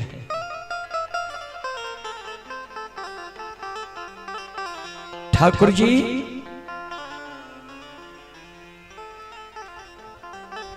धर्मराज बाबा कल के तक कोयली से पूछला, कोयली रात में तोरा माई के देख के लो या तोरा धर्म के गहवर अशोक वृक्ष तोरा धर्म पत्नी के देख के लाई।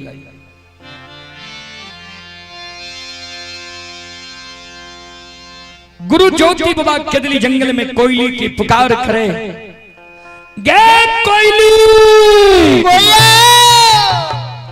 गा संगीतवा अगर हमारा आवाज सुने छे एक दिली जंगल में हमारा सामने में तू समाधान हो। कोयल चिड़िया कुहुकल गुरु बाबा के नजदीक आवे छे। श्रोता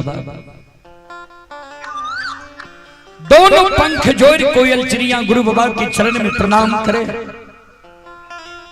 गुरु बाबा आशीर्वाद दे जी जी कोयली जात धरती धरातल चांद सूर्य माता पिता सप्त धर्म गाय ए दुनिया में रहतो ता तक तोहर नाम ए दुनिया में अमर रहतो। हे गे कोयली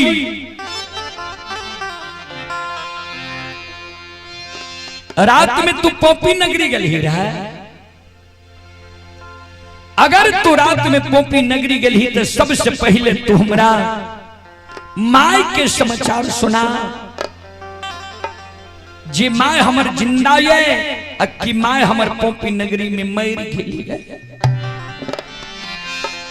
अगर हमर माय जिंदा छे तो हमरा माय के एक कोरिया एकलौता बेटा के याद आवे छे कि माय हमर एक कोरिया एकलौता बेटा के याद के भूल गेली।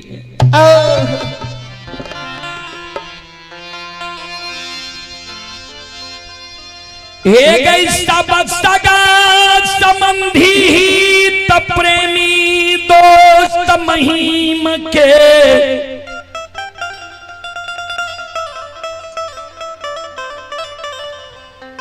याद हमरा यही के दली जंगल में आबै छौ।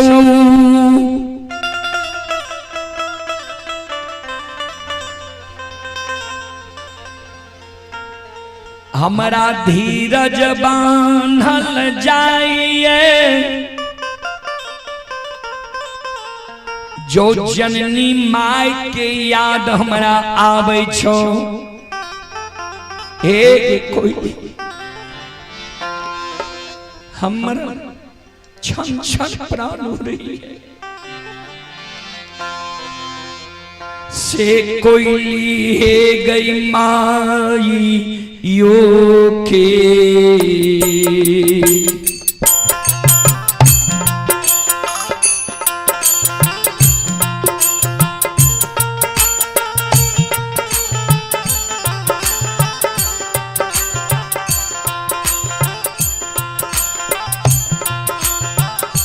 ये सतबरती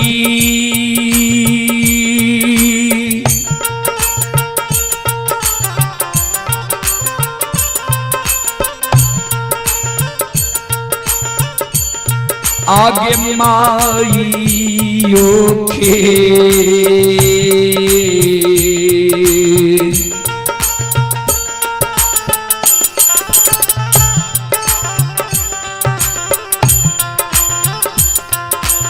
कारण मांगे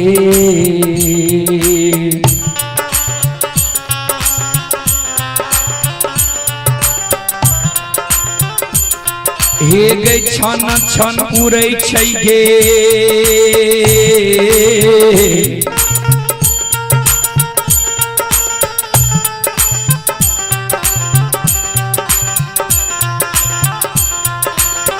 कोयली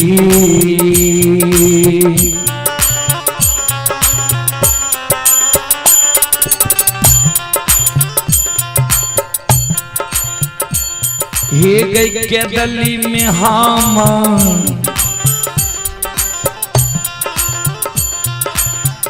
रोगे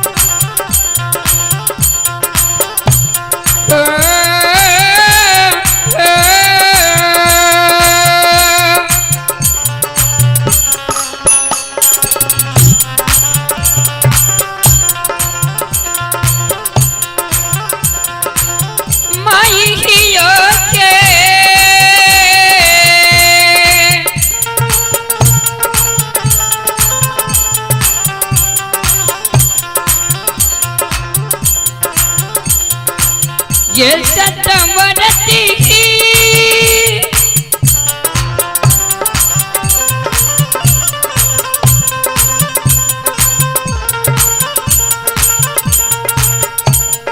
ये माई हियो के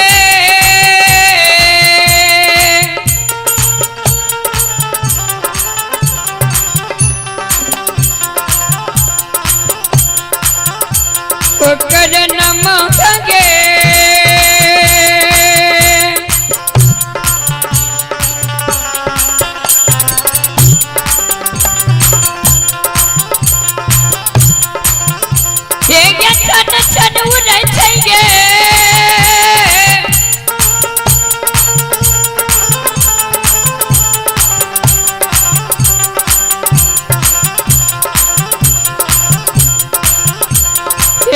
कोई हिली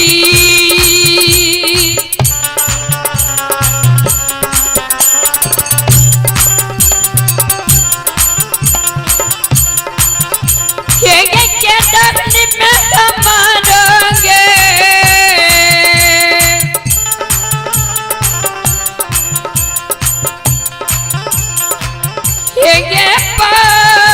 ये पारो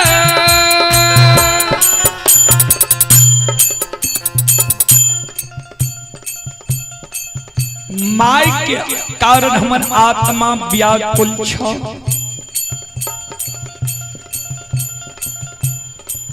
जल्दी हमारा माई के समाचार सुना।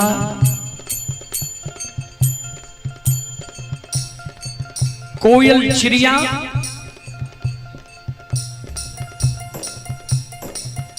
गुरु बाबा जी कौने रहे, गुरु बाबा के बाया पहुंचा पर बैठ के गुरु बाबा के आंसू के पोछ गुरुदेव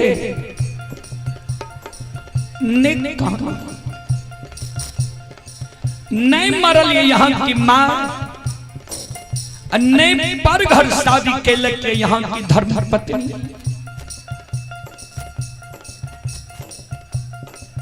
नहीं टूटल ये धर्म के गहवर, नहीं सूखल ये अशोक वृक्ष।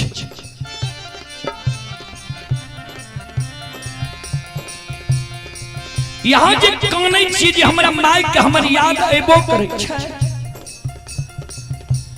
कोनी एहन पाल ये जे यहाँ के माय के यहाँ के याद नहीं आबैया।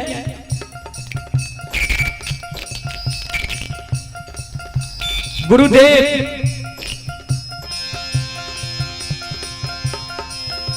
जय दीन के दली अली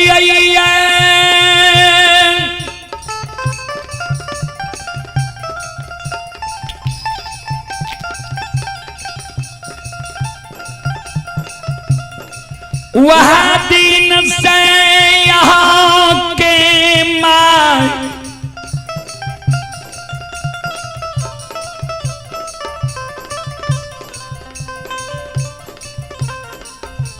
सवेरे सवेरे ठेगनी लेने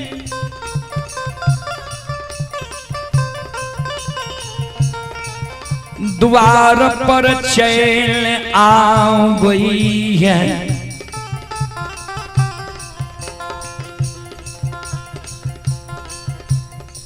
भर दिन के यहाँ के माय पूरब मुँह मुलुर मुलुर बाट ही आवत रही है।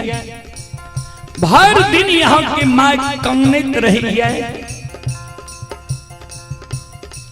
यहाँ के माय के कानत कानत नैन के जोत मलिन भै गई है।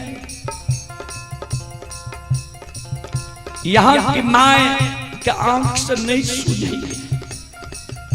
भर दिन के यहाँ के माय कानत रही है। कैन कैन के ठाकुर जी धर्मराज बाबा के एके गो शब्द कहिए जे हो ठाकुर जी,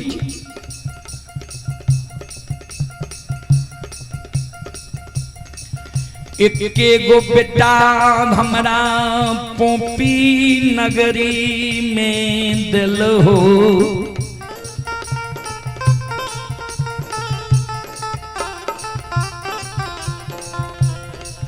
बच्चा से बेटा के पालन पोषण के जवान के लिए शादी विवाह दुरागमन करा दिलिए। बेटा के जो अवस्था हमर जो अवस्था गिर गले, बेटा जो हमर सेवा करती है, हमने बाबू के सुख के छीन ला के दिली जंगल ला गया। वहां बाबू के याद में हम जिंदा चीज कहिया हमर बेटा के दिली जंगल से एते। बाबू की नजर के सामने में जे मर जेबे, बाबू के हाथ से बुढ़िया माय के मुंह में आग पड़ छै। कहिया हमरा बेटा के दिली जंगल से ले बहा। ओ धर्मराज बाबा, ओ अंतर्यामी मालिक, कोयली कहे गुरुदेव यहाँ के माय भर दिन के कौन ये कैन कैन के धर्मराज बाबा के एके गो शब्द कहिए ठाकुर जी।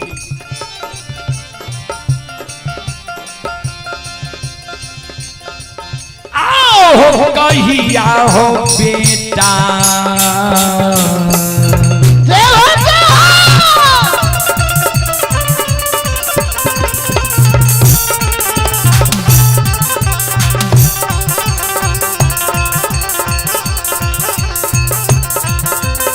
लीलाधारी हो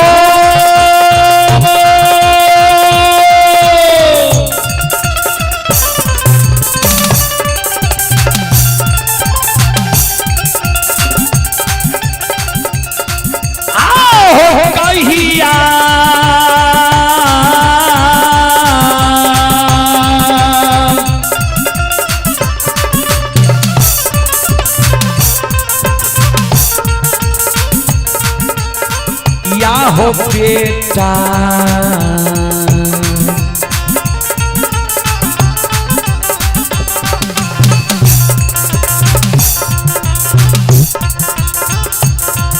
ये हो तय हो धर्मराज बाबा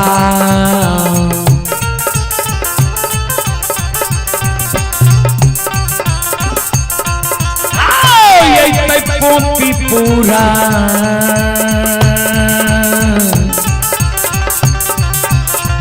ए हो नगा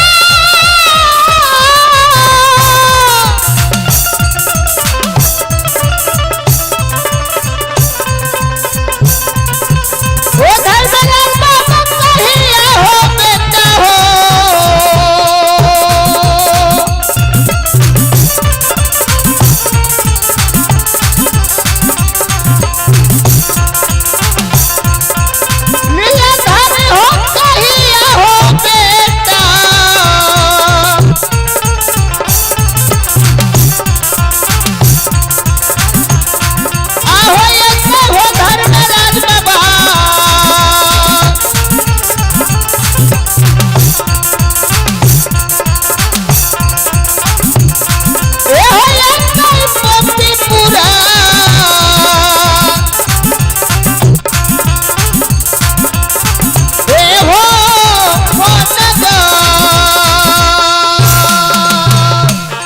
ये सुनो सुनो सुन भैया सुन भाई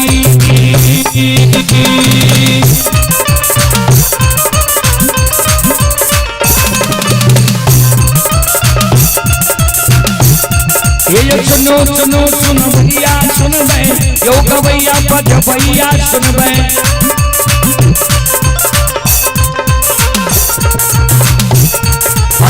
बहना इसराइल कला के सुन भाई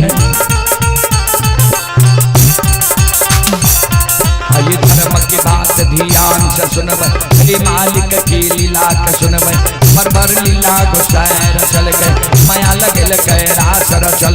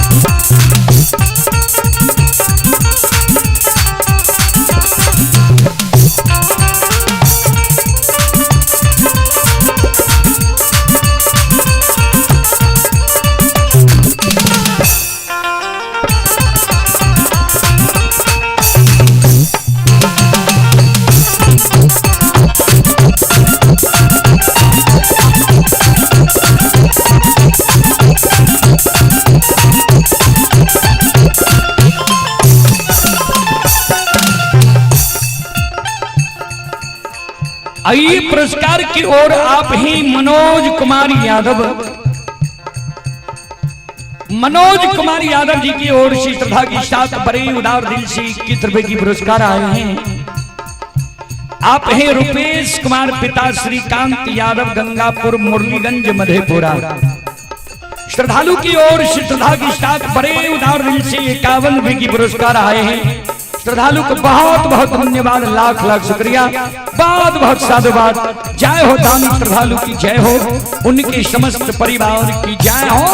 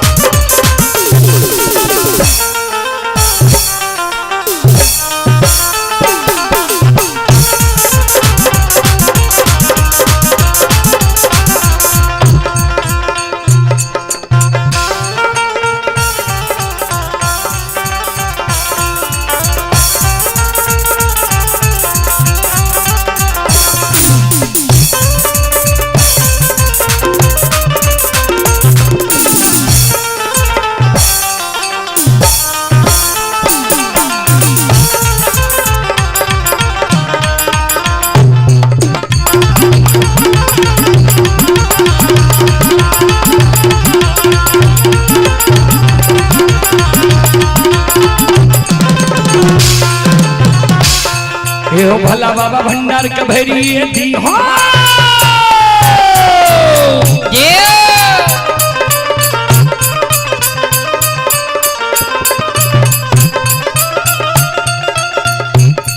हे हो भला बाबा भंडार का भैरी दी हो ज्ञान के दीप सरस्वती जलई हो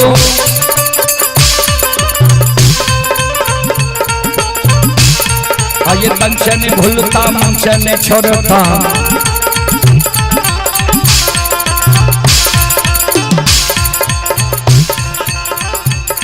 आइए श्री में सबैया से बक कह दी हो सेवक के मन के मनोरथ रही हो बिगड़ल काम कभी मल बनई हो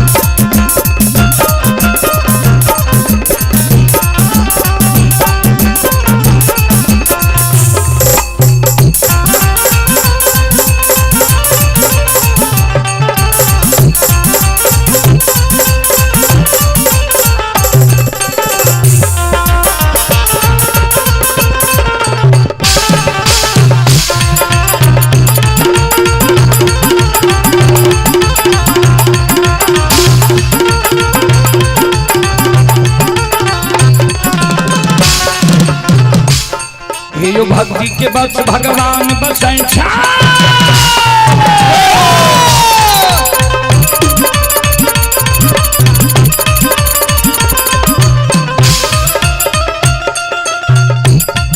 यो भक्ति के बस भगवान बसै छै जे सब मालिक के भक्ति करल कै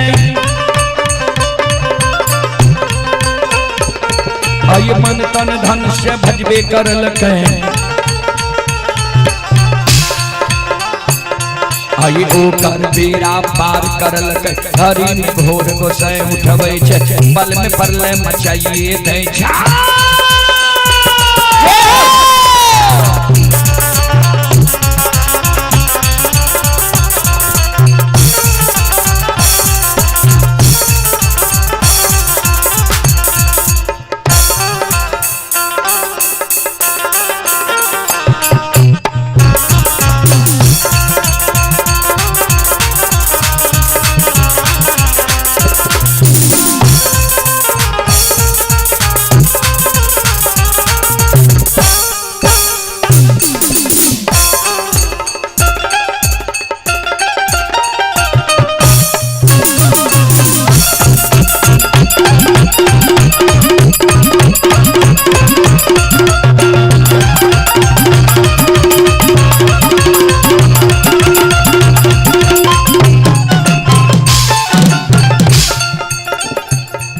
आये धर्म के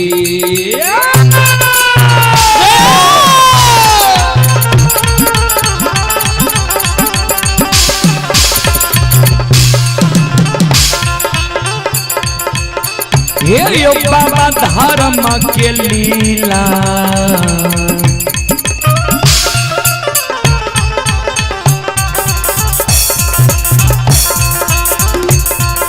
अपार छै यो समाज बाबा हे यो छलै दुनिया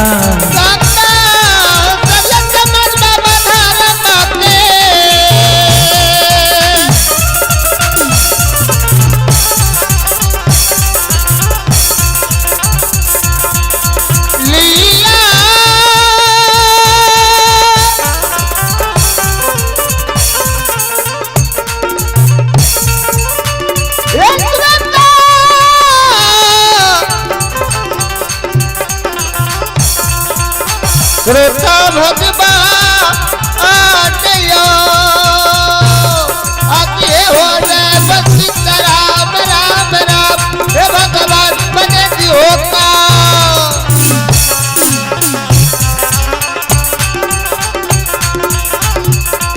आयो भारत लीला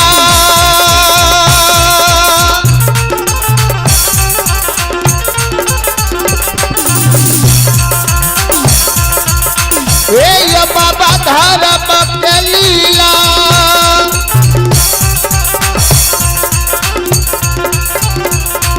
आये भारत समाज बाबा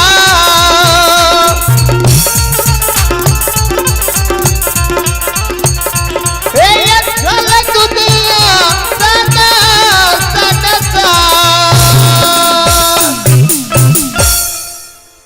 धर्म के लीला यही दुनिया में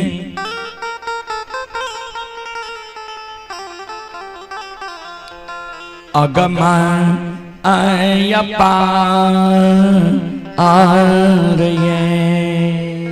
हे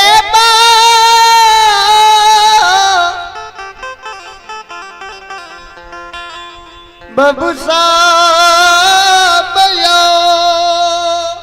आइए पुरस्कार की ओर आप हैं जो बच्चा का शुभ मुंडन होना है वह बच्चा के पुजवर दादाजी श्री राजेंद्र प्रसाद यादव यज्ञकर्ता महोदय श्री राजेंद्र प्रसाद यादव यज्ञकर्ता महोदय के ओर से हमारे अभिभावक के ओर से श्रद्धा के साथ बड़े उदार दिल से 201 रुपए की आशीर्वाद हमारे मंडली के लिए आए हैं। गुरुजनी के चरण कमलों में कोटि कोटि नमन करता हूँ, आशीर्वाद चाहता हूँ, भगवान से कामना करता हूँ भगवान गुरुजन के परिवार में सुख और शांति दे, गुरुजन के यज्ञ को भली भांति संपन्न करे। एक बार श्रोताओं से आग्रह करता हूँ, एक बार हमारे यज्ञकर्ता महोदय श्री राजेंद्र बाबू के नाम पर जोरदार ताली बजा दें। बोल बोल सच्चे दरबार की जय।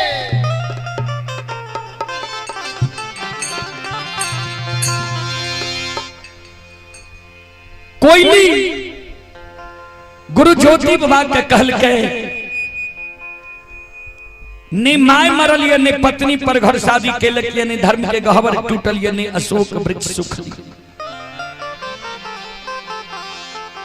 कोई चीज क्षति नहीं भेल है गुरुदेव।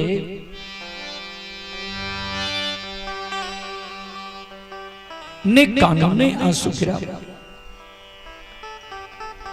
धर्मराज बाबा कल के किदली के राजा आप विश्वास भेलन तोरा ये तोहर माय जिंदा छ, तोहर पत्नी तोरे पर 16 श्रृंगार 32 सबरन कह रहल है।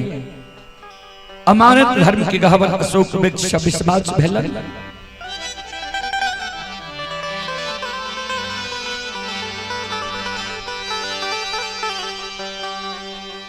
ज्योति बाबा कल के सरकार विश्वास तो हमारा भा गेली, लेकिन पोपी नगरी हमरा जाए के इच्छा नहीं है। धर्मराज बाबा कल के से किया ज्योति बाबा कल के सरकार सुनो।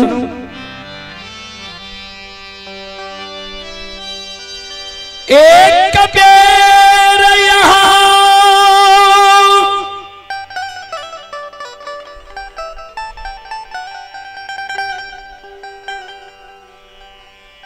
ममता मोह त्याग के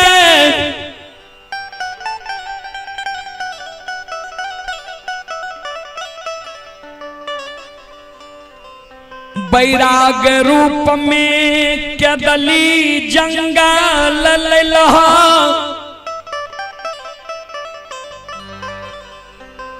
केदली एलियै बैरागी बन गेलियै।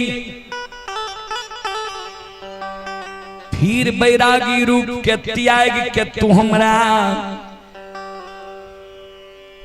कहे छ ममता मोह में पोपी नगरी झेले। ममता मोह में दुखे दुख होय छे सरकार। सदगुरु कबीर साहब के भजन में कवि लिखनी है, जो सुख पायो राम भजन में सो सुख नाही अमीरी में, मन लगा मेरो यार फकीरी में। जे सुख भगवान के भक्ति भजन में छे, उस सुख अमीरी में नहीं छे सरकार। अमीरी में सब दिना चिंता ही चिंता रहे छे। ज्योति बाबा कल के फिर हमरा कहे छो बैराग रूप के त्याग के पोपी नगरी वे ममता मोह में जाए। हम नहीं जैबा गोसाएं हो,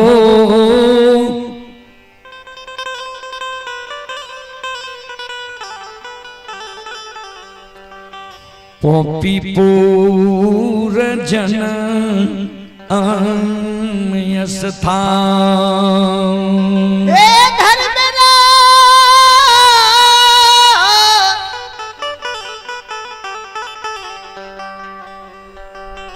धर्मराज बाबा हो,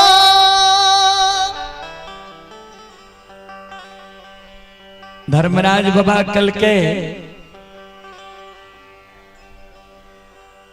तोरा हम 12 वर्ष के ने समय दे लिया रहे, समय समाप्त हो गया। तोरा जाइल पर तो पोपी नगरी। ज्योति बाबा कल के सरकार जो पोपी नगरी हमारा ले जेबे ने केदली जंगल में हमारा साथ करू, साथ करबे तब जाए, अन्यथा हम नहीं जाए।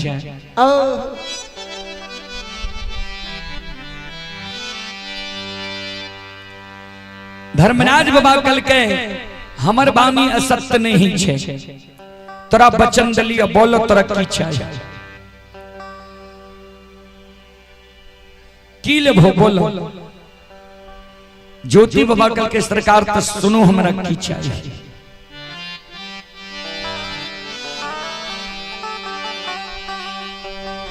ठाकुर जी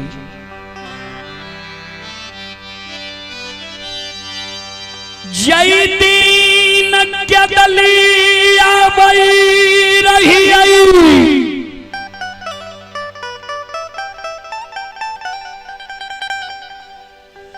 पोपी से क्या दली जंगल तक,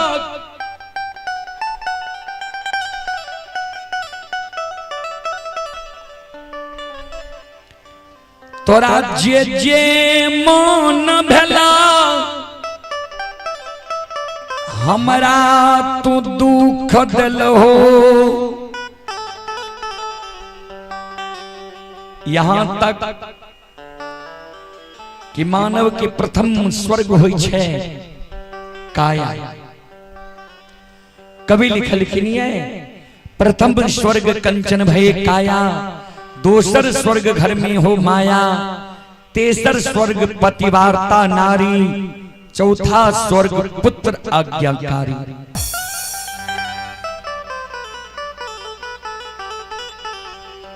प्रथम स्वर्ग मानव के काया होय छे, हमरा काया कहे लेला, रोगी काया बना देला।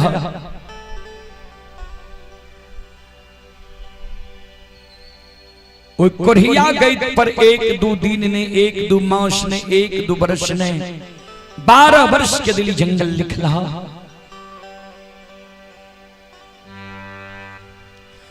केदली पोपी से केदली जंगल तक,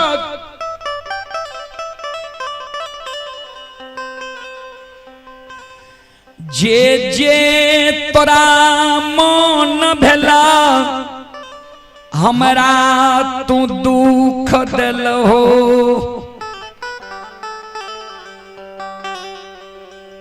यहां तक कि हमरा कोढ़िया शरीर के देख के नदी नाला पेड़ पौधा सब सूख जाए। ठाकुर जी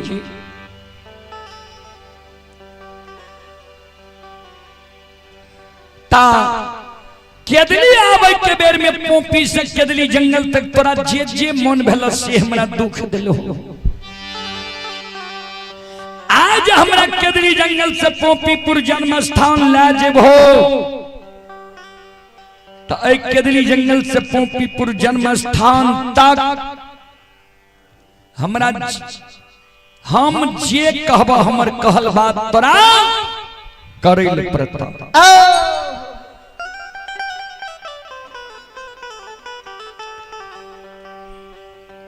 हे हो जय जगह हमर कहल बात तू नहीं करबो, हमर कहल बात तू नहीं मानबो, ओई जगह से देख ले बटिया हमरा केदली जंगल के रहत। हे हो धर्मराज बाबा, हे हो ठाकुर जी आ लौटिए के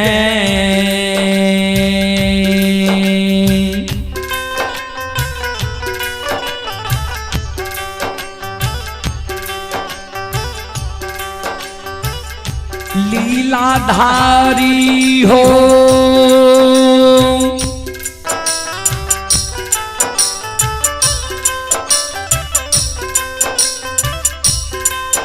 आहो लौटी ये क्या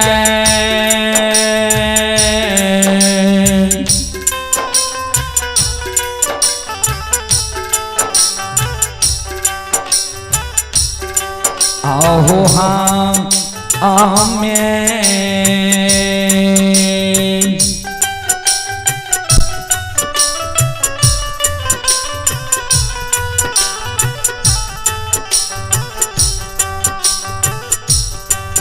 हे हो चलिए यही बाहो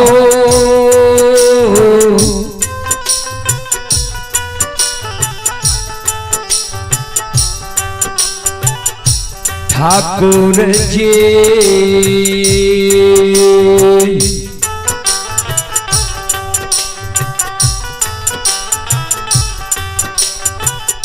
चलिए बके दान ली हो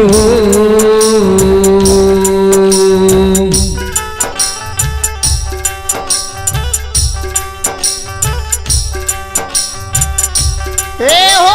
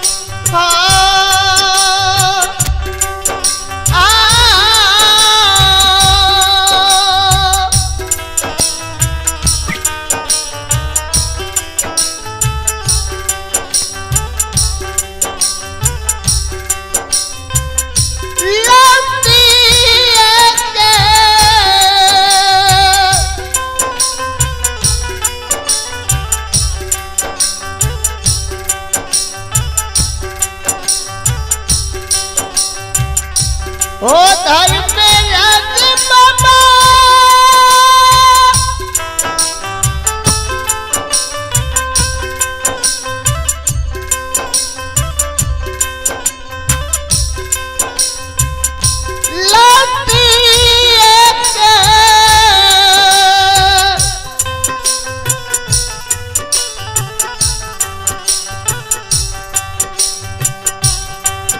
हे हो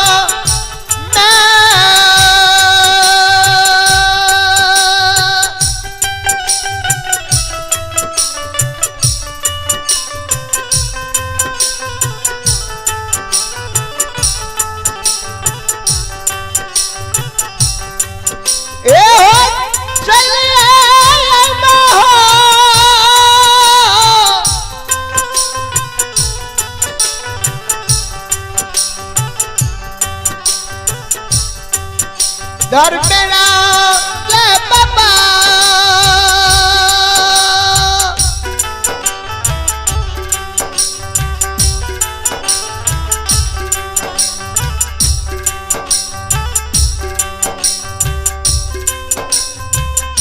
चले के गाली हो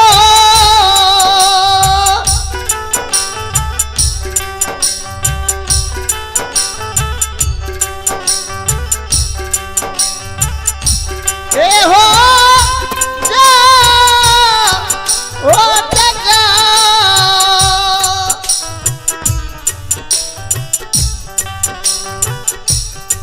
ठाकुर जी केदली जंगल हम लौट के चले बा चलो रंगीन मंडल से आग्रह करवे अपने बहन ठहन के तैयार रहवे अपने के समय होए वाला छे रंगीन मंडली अपने बहन के तैयार रहवे अपने के समय होए वाला छे श्रोता बंधु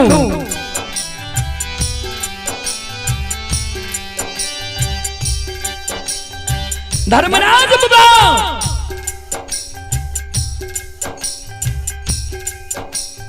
ज्योति बाबा के कल के दिल सब पोपीपुर तक हम तू जे कहबो तोरे कहल करे पड़ता है कल के हाँ कल के ठाकुर जी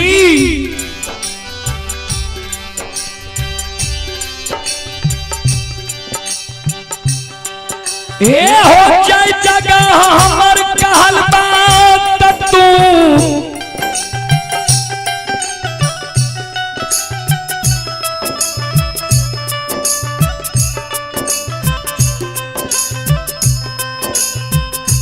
नहीं मानबो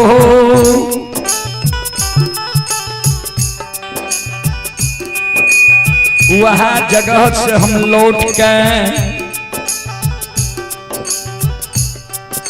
देखले बतिया के दिली जंगल के रहत है आइए सोनू कुमार के ओर से ऑनलाइन फोन पे के द्वारा 11 रुपए की पुरस्कार आए हैं बम बम कुमार के ओर से 21 रुपए की पुरस्कार आए हैं और आप ही संत शिरोमणि श्रोता बंधु मदन कुमार मनोहर ये जो बच्चा का शुभ मुंडन होना है उनके मौसा जी हैं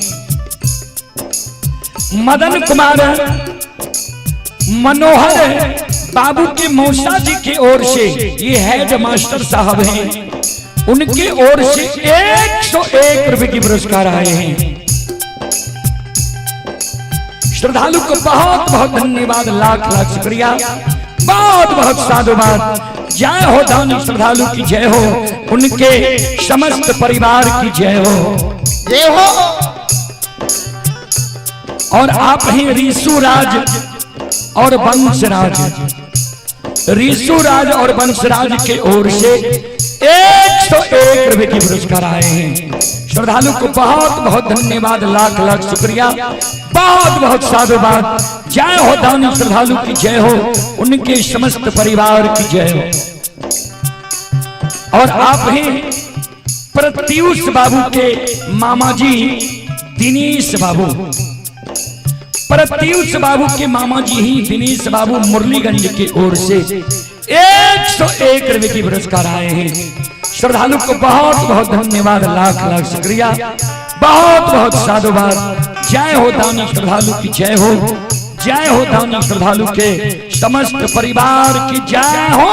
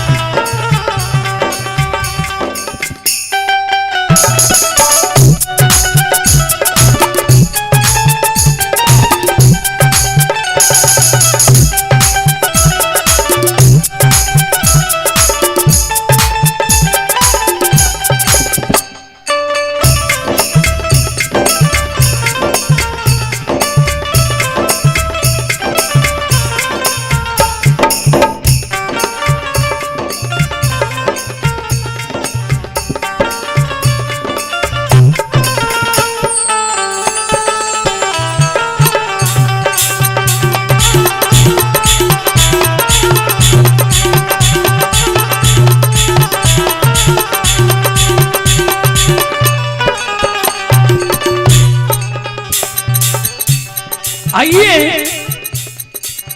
अनीता देवी की ओर से श्रद्धा के साथ बड़े उदार दिल से 11 रुपए की पुरस्कार ऑनलाइन फोन पे के द्वारा आए हैं। श्रद्धालु को बहुत बहुत धन्यवाद, लाख लाख शुक्रिया, बहुत बहुत साधुवाद। जय हो दानी श्रद्धालु की जय हो, उनके समस्त परिवार की जय हो।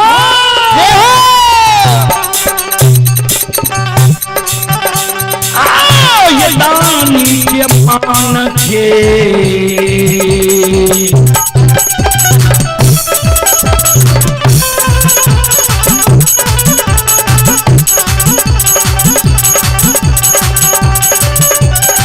लीलाधारी हो।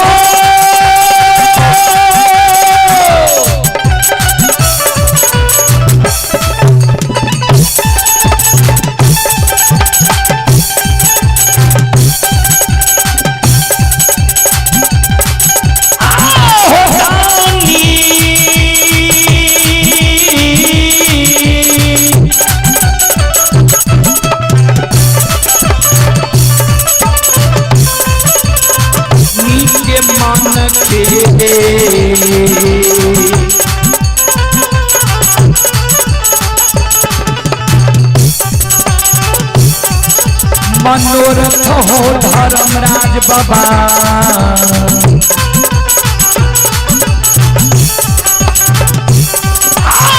बुराई हो दुनिया हो।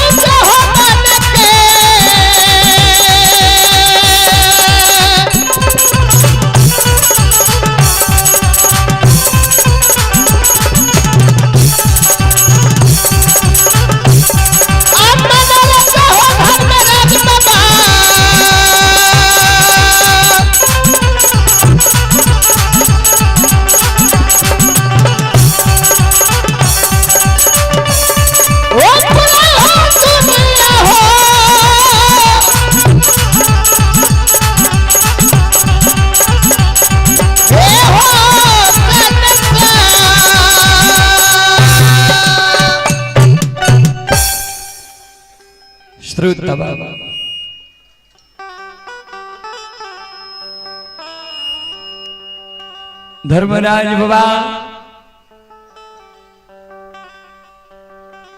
कते बढ़िया रहे, की सब बढ़ा दिल कमा दिल।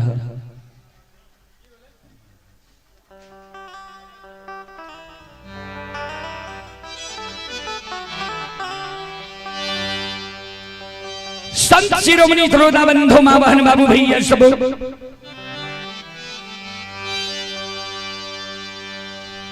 ज्योति बाबा धर्मराज बाबा के कल के दिल सब पोपीपुर जन्म स्थान तक हम जे कहबा हमर कहल बात तोरा करे पड़ता।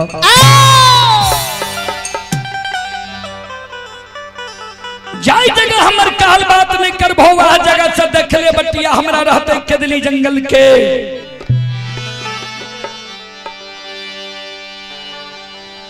लौटिए के हमें जे हे हो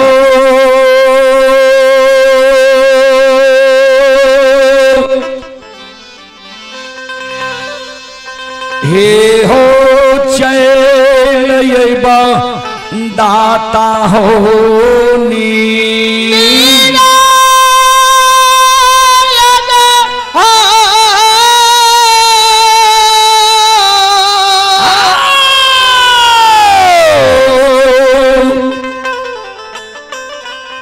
बाबा हे हो के दाली हे हो बाना जा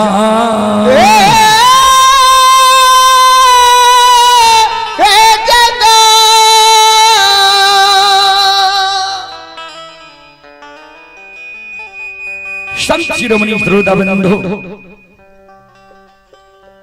आइए प्रत्युष बाबू के मामा व मामी जी की ओर से 101 रुपए की पुरस्कार आए हैं। और आप ही संत शिरोमणि श्रोता बंधु, मां बहन, बाबू भैया सब ये प्रत्युष बाबू की बड़ी दीदी दिव्या और बड़े भैया युवराज भान टेक्ठी मधेपुरा के निवासी हैं, उनकी ओर से भी 101 रुपए की पुरस्कार आए हैं। श्रद्धालु को बहुत बहुत धन्यवाद, लाख लाख शुक्रिया, बहुत बहुत साधुवाद। जय हो दानी श्रद्धालु की जय हो, उनके समस्त परिवार की जय हो। अइला सेवकिया बाबा तोहरे दोरिया हो बाबा हो,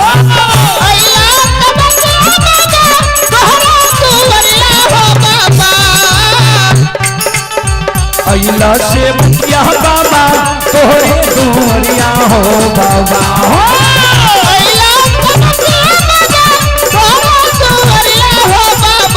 बाबा हो सेवक के मन के मनोरथ पूरी हो बाबा, बाबा हो सेवक के मन के मनोरथ पूरी हो बाबा, बाबा हो सेवक हेलो हो बाबा, तोहरे दुआरिया में अइला पूजरिया हो,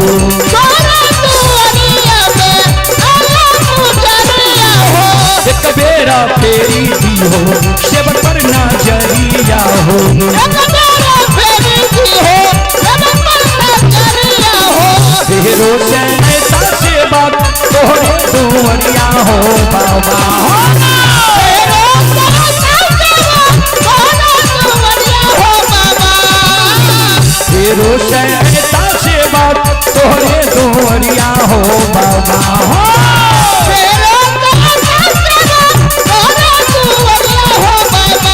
बाबा हो सेवक के बिगड़ी काम बंदी हो बाबा, बाबा हो सेवक के बिगड़ी काम बलबिया हो बाबा, बाबा हो सेवक के भागा कहू दे गया हो बाबा, बाबा हो सेवक के सब तेरे पूरे हो बाबा, बाबा हो सेवक के सब तेरे पूरे हो बाबा। आइए आप हैं प्रत्युष बाबू के बड़ा भाई हैं, विशाल आनंद बेलारी के निवासी हैं। श्रद्धालु की ओर से शानदार 101 रुपए की पुरस्कार आए हैं। श्रद्धालु को बहुत बहुत धन्यवाद, लाख लाख शुक्रिया, बहुत बहुत साधुवाद। जय हो दानी श्रद्धालु की जय हो, उनके समस्त परिवार की जय हो, जय हो।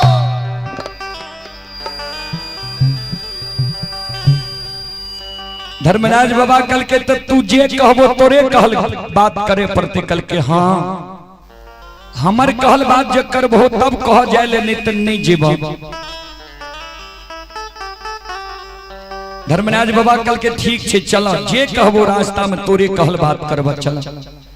ज्योति बाबा कल के सरकार हमर कहल बात यहाँ करबै कि नहीं करबै, शंका हुई है। केदली जंगल में अगर हमर कहल बात यहाँ क्या देवे तब बुझब जे रास्ता में यहाँ हमर कहल बात करबै।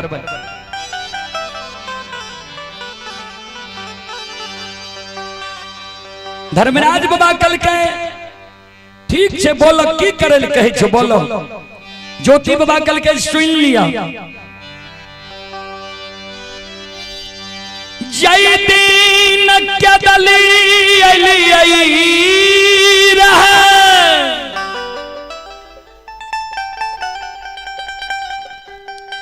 तरबा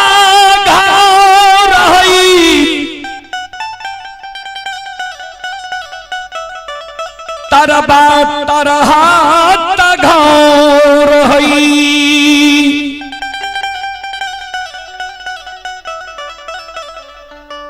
जय दिन के दिल लिए रहे तरबा घौर है, तरहत घौर है, आठों अंग शरीर में कोढ़िया घौर है। केदली जंगल में ये डाब कुश पर हाथ रखिए ने, डाब कुश हाथ में गरे छन छन प्राण उड़े। पैर रखिए डाब कुश पैर में, वो कोरिया घाव में गरे लागे तन से प्राण निकल जेते।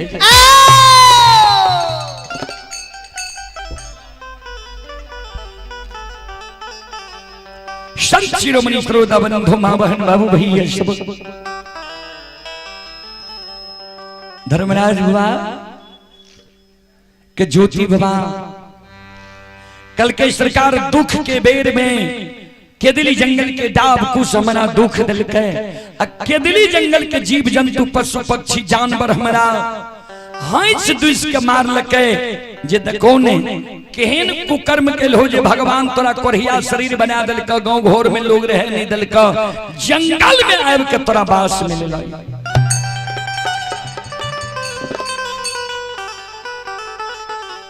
शुभ काम सरकार के लिए तब ने यहाँ लिए अपना से हमारा आदार करके दिल्ली से ले जाए। तो आए हम डाब कुश पशु पक्षी जानवर से बदला ले लेबे, तब जब जन्मभूमि स्थान पौपी नगरी। धर्मराज बाबा कल के डाब कुश से कौन बदला लेब, पशु पक्षी जानवर से कौन बदला लेब। कल के ठाकुर जी सुन लिया,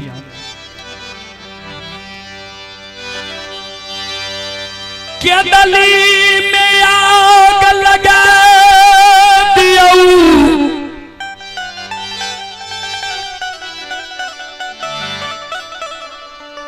केदली के जीव जंतु पशु पक्षी जानवर के यहाँ आग में जला के मार दियो।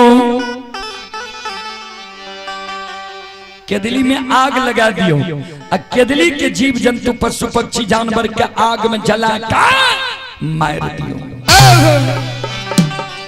अब बाबा है हो बाबा हो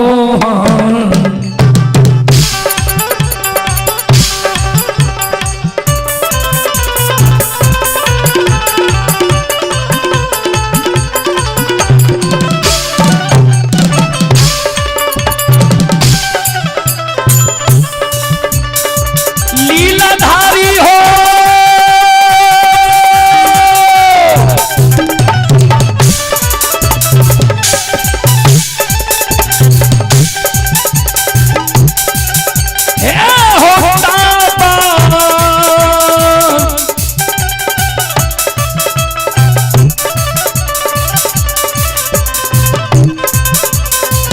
बाहो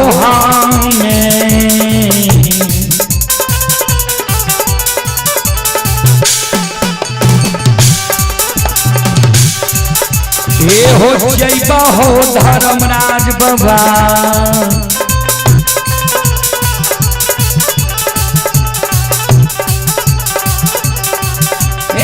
हो जैबा जन्म भूमि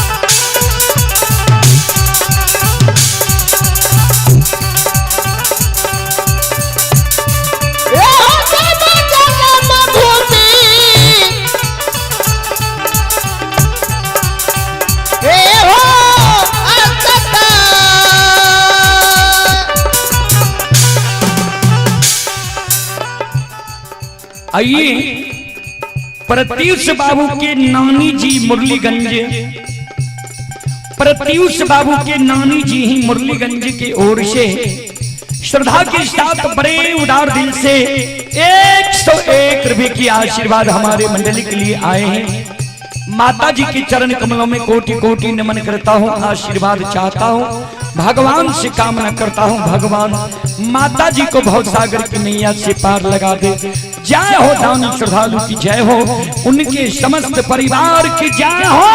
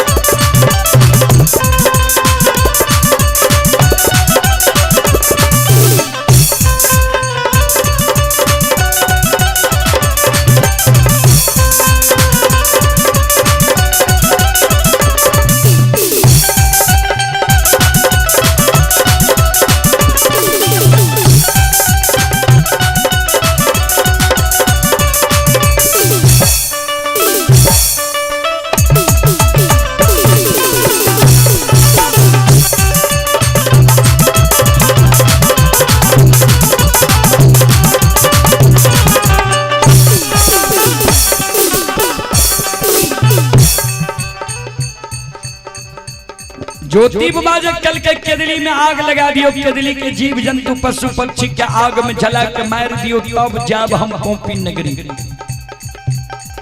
धर्मराज बाबा बजरंग बली से कल के बजरंग बली माया का विस्तार कह दियो। ज्योति केदली जंगल में 12 वर्ष तप कल के हठी बन गई है।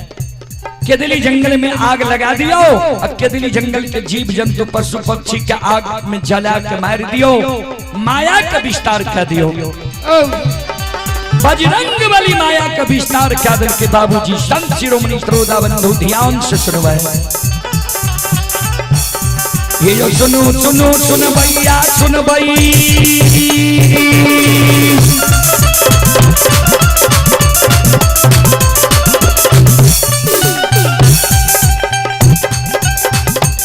ये सुनो सुनो सुन भैया सुन भाई, लोग भैया बज भैया सुन भाई।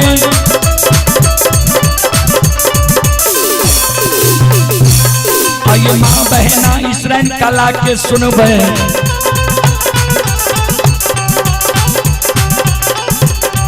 आइए धर्म की बात ध्यान से सुन भाई, मालिक के लीला के सुन भाई। परवर लीला गोसाई रचल कर, माया लगे लगे रास रचल का।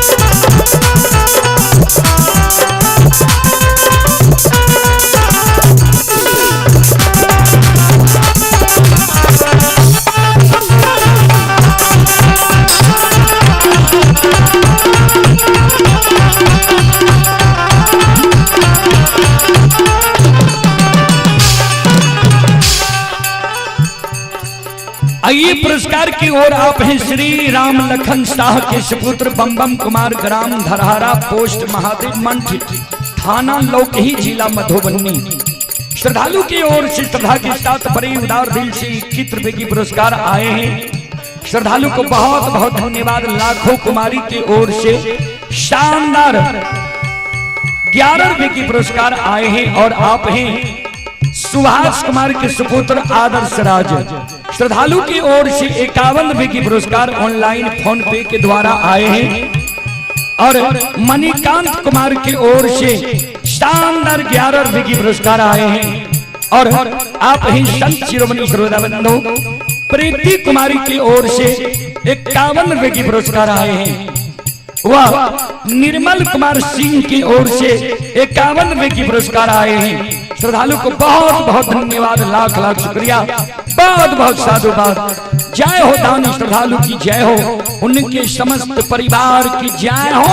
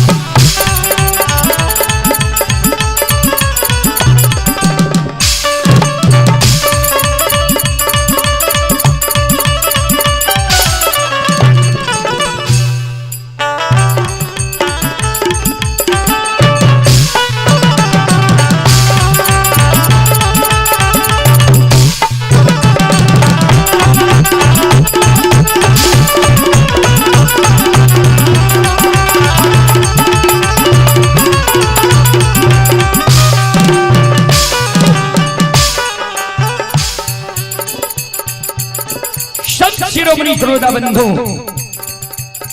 बजरंगबली माया का विस्तार क्या दल के केदली जंगल में बाबूजी माया के आग लगा दे छे। चारों बगल से केदली जंगल में माया के आग लग जाए छे।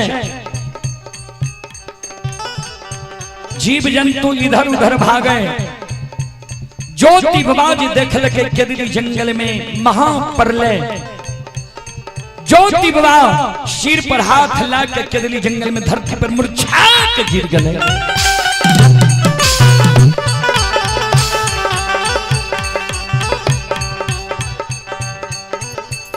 ये हो नैना से लोर तपसी क्या गिरे छे।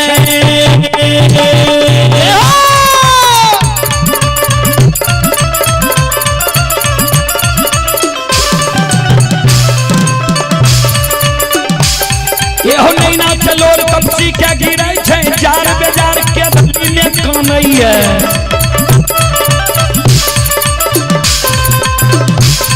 ये सुनो सुनो सुन भैया सुन भाई।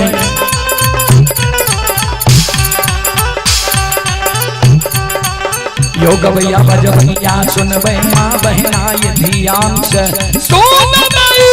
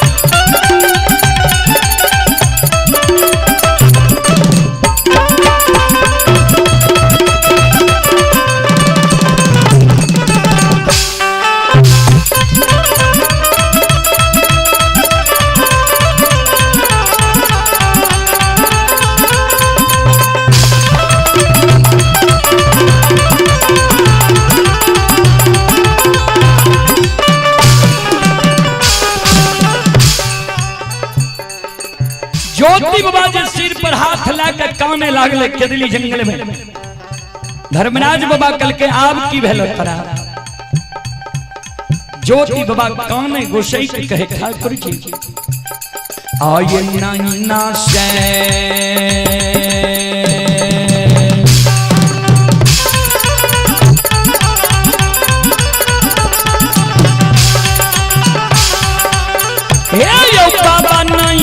सलोरा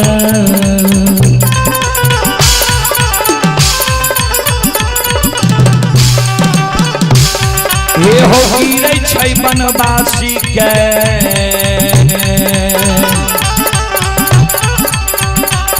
हे हो पानी छै के दली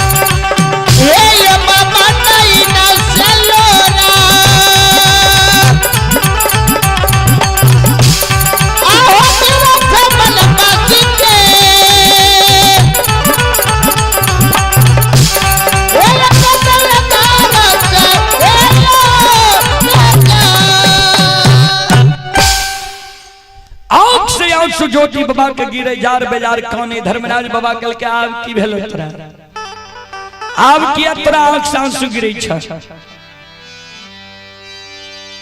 ज्योति बाबा काने गुस्साए हम मन में सोचे रहिए 12 वर्ष में तू दयालु है लेकिन तोरा दया नहीं छ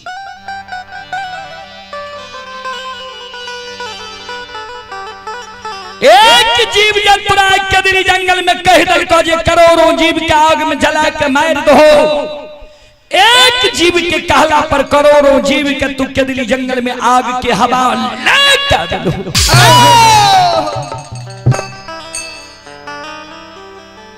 करोड़ों जीव जे के दिली जंगल में हमरा आंख के सामने में मर गेले एकर जीव हत्या केकरा साथ चित्ते सरकार हमरे साथ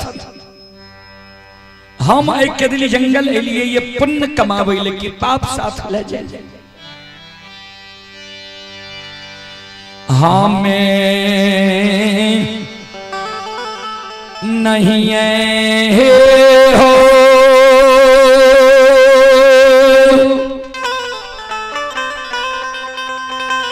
हे हो जाईबा दाता हो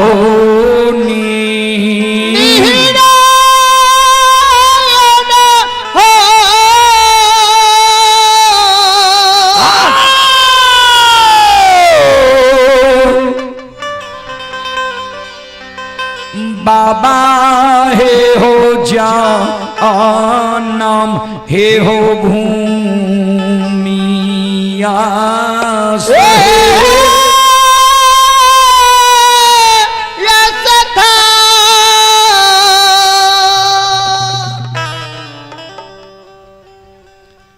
धर्मराज बाबा कल के तू ही ने कल के दिली में आग लगा दिले तू ही ने कल के दिली जंगल के आग के हवाले कह दिले धर्मराज बाबा के ज्योति बाबा कल के हम ही कहलो के दिली जंगल में आग लगा दे फिर हम ही कहे छाओ जाए नहीं के दिली जंगल हरा भरा रहे हरियर कचोर रहे बाघ सिंह सदूल विचरण करे रहे वही ना फेर के दिली जंगल के बना दिए तब जाब नित्य नीचे धर्मराज बाबा कल के खन कही चौक के दिली में आग लगा दिला खन कही चौक के दिली के जीव जंतु पशु पक्षी के जिला दिला के दिली के हरियर क्या दिला कल के इतने गुण नहीं और सुन लिया कल के बोलो कल के कत्ते दिन पर हमरा लाजे ले लिए ये के दिली से पोंपी नगरी धर्मराज बाबा कल के लगभग 12 बरस पर कल के तो सरकार समाज में देख ही रही है, समाज के लोग जा परदेश का महीना 6 महीना साल भर पर गांव आवे रहे, किछ ने किछ संदेश लेके आवे रहे। हमरा जे 12 बरस पर यहाँ ला जेबे पोपी नगरी तो हमरो ने संदेश चाहिए। कल के की लेब संदेश? कल के सरकार समाज के लोग दिल्ली, पंजाब, हरियाणा, मद्रास, कलकत्ता, बंबई, चेन्नई जाय छे, मजदूरी क्या के रुपया कमावे छे, घर जब चले छे महीना 6 महीना साल भर पर तो वो रुपया से परिवार के सदस्य के लिए कपड़ा लत्ता मोर मिष्टान, बच्चा के लिए खिलौना खरीद ले छे संदेश रूप में। तब आवे छे गांव।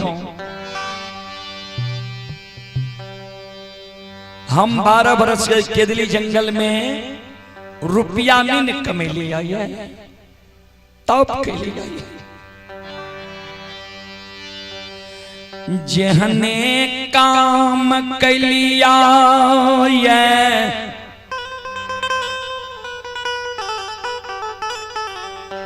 ओहने हमरा संदेश चाहिए।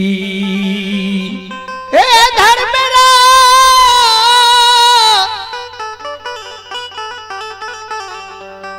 धर्मराज बाबा, धर्मराज बाबा कल के बोलो ने की लभ संदेश रूप में। ज्योति बाबा कल के सुन लिया। क्या दली में जे आग लगली आई,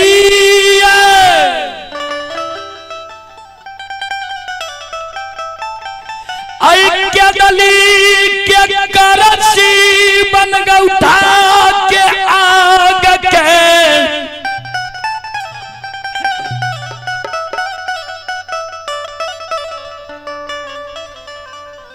यहाँ अपना हाथ से हमारा चादर में बांध दियो।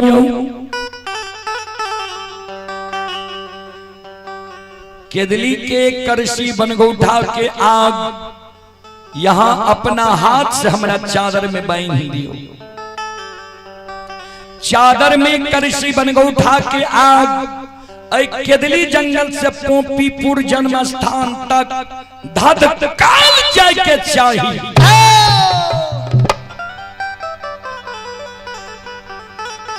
रास्ता में जब चादर के एको गो सूत जल जेता, एको गो सूत चादर के लहक जेता, जहां जगह चादर के सूत जलता लहकता, ओई जगह से देखले बटिया हमारा केदली जंगल के रहा। से बाबा हे हो लौटिए के,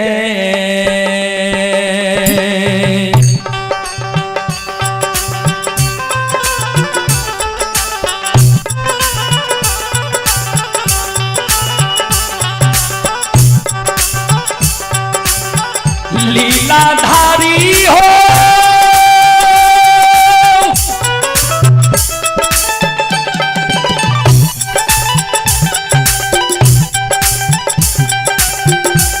हे हो लौटिए,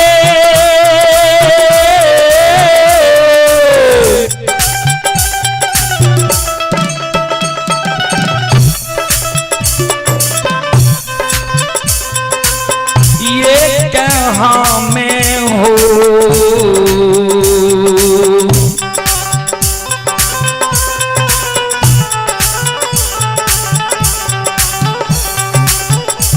ये हो लिए बहो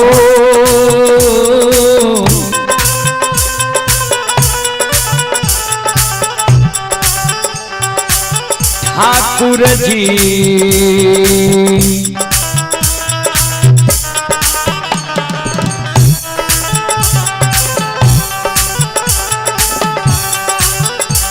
ये हो चलिए बके दली हो,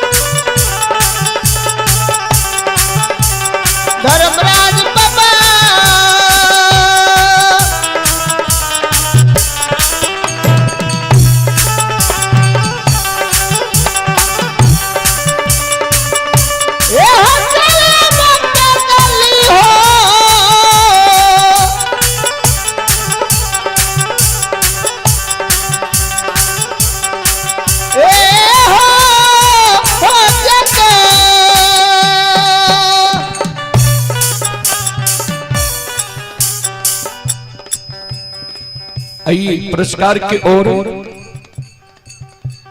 कैलाश यादव संगम चौक के निवासी हैं। श्रद्धालु की ओर से श्रद्धा के साथ बड़े उदार दिल से 21 रुपए की पुरस्कार आए हैं।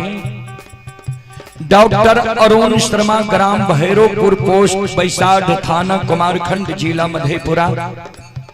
डॉक्टर अरुण शर्मा की ओर से शानदार 101 रुपए की पुरस्कार आए हैं। श्रद्धालु को बहुत बहुत धन्यवाद, लाख लाख शुक्रिया, बहुत बहुत साधुवाद। जय हो दानी श्रद्धालु की जय हो, उनके समस्त परिवार की जय हो। श्रोता बंधु करवे की वोल्टेजे ने पूरे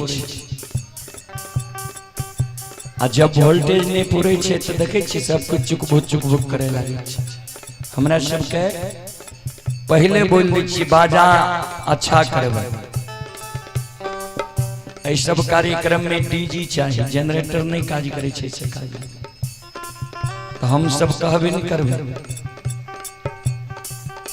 आइए संत शिरोमणि श्रोताबंधु, आप हैं भोला यादव इसराइल कला के निवासी। श्रद्धालु की ओर श्रद्धा के साथ बड़े उदार दिल से बहुत सारा पुरस्कार आए हैं। श्रद्धालु को बहुत बहुत धन्यवाद, लाख लाख शुक्रिया। एकर मीटरे नहीं ठीक है जे यहाँ देखबे वोल्टेज है कि नहीं है जी, अपन कमी के पहले साफ करने छै। ठाकुर जी धर्मराज बाबा ध्यान देबे।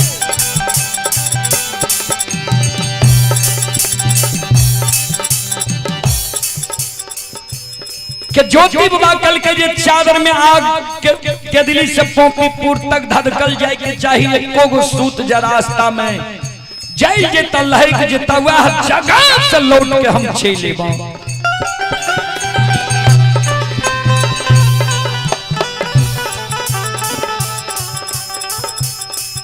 धर्मराज बाबा कल के बनवासी आज तक देख लो ये जो कोई भक्त कपड़ा में आग बांधल के कपड़ा नहीं जल रही है।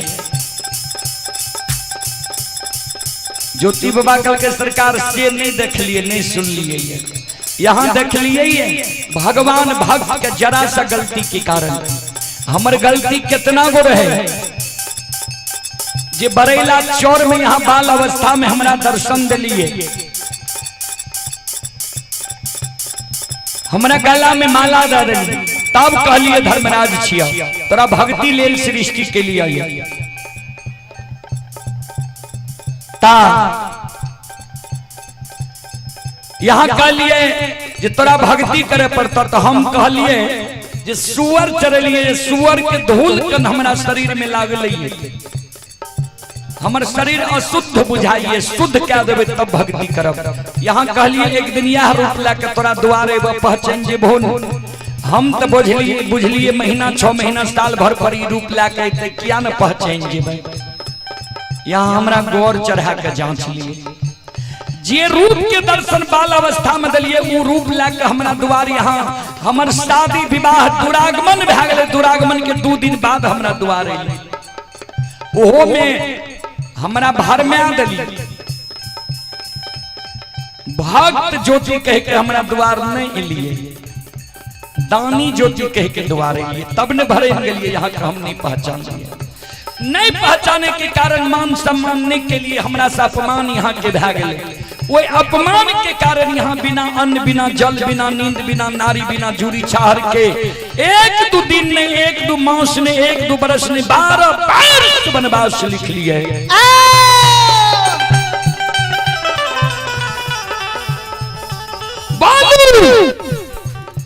चादर में हमरा आग बांध देबे कि केदली जंगल में हम फिर से धोनी रमैये।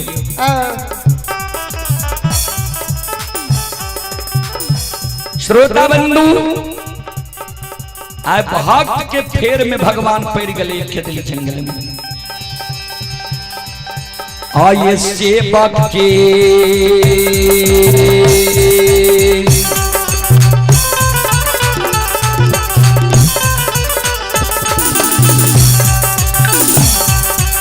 लीलाधारी हो तपस्वी के फेरा में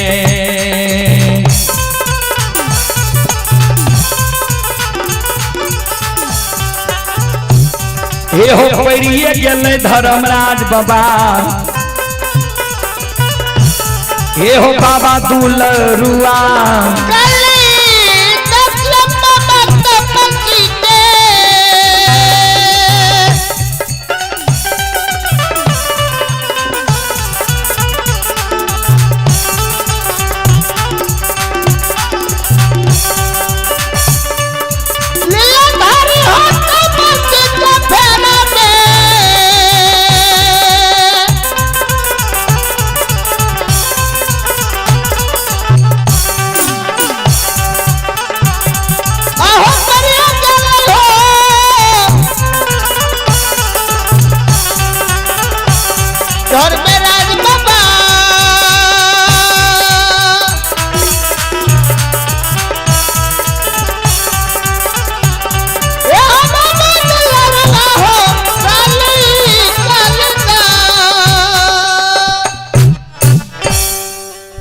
आइए आप हैं प्रियांशु कुमार लक्ष्मीपुर के निवासी हैं 51 रुपए की पुरस्कार फोन पे के द्वारा आए हैं श्रद्धालु को बहुत बहुत धन्यवाद लाख लाख शुक्रिया। पारस कुमार टपरा टोला के निवासी हैं 51 रुपए की पुरस्कार आए हैं बहुत बहुत धन्यवाद। भोला यादव की ओर से 251 रुपए की पुरस्कार ऑनलाइन फोन पे के द्वारा आए हैं श्रद्धालु को बहुत बहुत धन्यवाद लाख लाख शुक्रिया बहुत बहुत साधुवाद।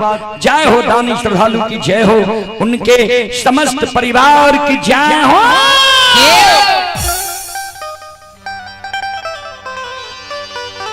धर्मराज बाबा कल के ठीक से तरह हम चादर में आग बही दै छिया करसी के आग ज्योति बाबा के चादर में धर्मराज बाबा बही दल के लय हो बनवासी पोपीपुर तक ई आग नहीं बुझेता चादर के एको सूत नहीं जलता नहीं लहकता। ज्योति बाबा का धर्मराज बाबा 14 पद गो से महारुद्र बजरंग बली अगुआ लेलके अब पोपी नगरी के बात धा लेलके केदली की सीमा पर ज्योति बाबा अले दोनों कर जोड़ के अब पूरा मुख खराब भ गेले हे केदली की जीव जंतु पशु पक्षी जानवर वन देवी माता 12 वर्ष यही सबके सानिध्य में हम बनवासी जीवन के बितेलिए यही सबके दया से कृपा से आय हम बहुर के जन्मभूमि स्थान जाय छियै हमरा से 12 वर्ष में अगर कोई त्रुटि भेल हेते गलती भ गेल हेते यहाँ सब माफ क्या देबे। ओई जगह से ज्योति बाबा सुखल गंगा पार भले गंगा के पश्चिम बगल किनार में कूस के खोचरा में जल भर लगे जी ठाकुर जी ई जल गुड़गुड़ाइत जाए के चाहिए पोपी नगरी एक बूंद जल कूस के खोचरा से नहीं गिरे के चाहिए। एक बगल आग एक बगल जल सिक्की के भार लेने सैनी वृक्ष के फरियाद लेने राजा चंद्रबली धर्मात्मा के 5 गो मरल बेटा रहे 6 वर्ष 2.5 महीना से राजा के 5 बेटा का जिलेने धन संपत्ति के लौटेने बहन के फरियाद लेने माय और धर्म पत्नी के याद में गुरु ज्योति बाबा पोपी नगरी गेले। चलो अब रंगीन मंडली के समय होय छे आ बच्चा सब छे डीजल पेट्रोल के हर एक गाड़ी के जरूरी भे जाय छे ता चलो एक बार हम श्रोता बंधु से आग्रह करबे मां बहन से आग्रह करबे एक बार दोनों हाथ से ताली बजा के यहों से मुखार वृंद से भगवान के नाम ले लियो भगवान के दरबार में हाजिरी लगा लियो जे यहों सब के हाजिरी भगवान के दरबार में लग जाए और रंगीन मंडली अपने सब साज बाज के साथ आइयो। अब दोनों हाथ से ताली बजाबो मुखार वृंद से भगवान के नाम लियो सब श्रोता बंधु मां बहन बोलो राम सिया राम जय जय राम राम सिया राम जय जय राम राम सिया राम जय जय राम। हो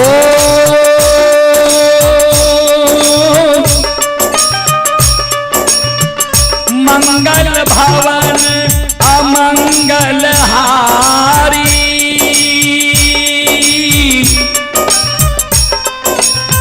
तार बहु दशरथ अजीर बिहारी राम सिया राम जय जय राम राम सिया राम जय जय राम। अब श्रोता बंधु मां बहन से आग्रह करबे भगवान के दरबार में छिए संकोच नहीं करियो भगवान के नाम पर दोनों हाथ ऊपर करियो, सब श्रोता बंधु माँ बहन और ताली बजाइयो सब मिलकर बोलो राम सिया राम जय जय राम सिया राम जय जय राम। राम सिया राम जय जय राम। ओ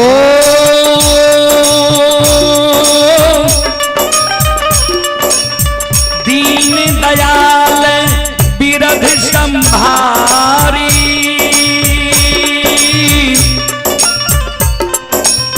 हरहु नाथ मम संकट भारी। राम सिया राम जय जय राम। राम सिया राम जय जय राम। राम सिया राम जय जय राम। हो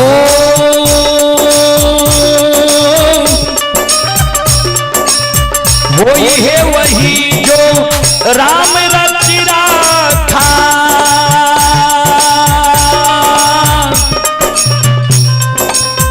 को कर तर्क था बही साखा। राम सिया राम जय जय राम। राम सिया राम जय जय राम। राम सिया राम जय जय राम। हो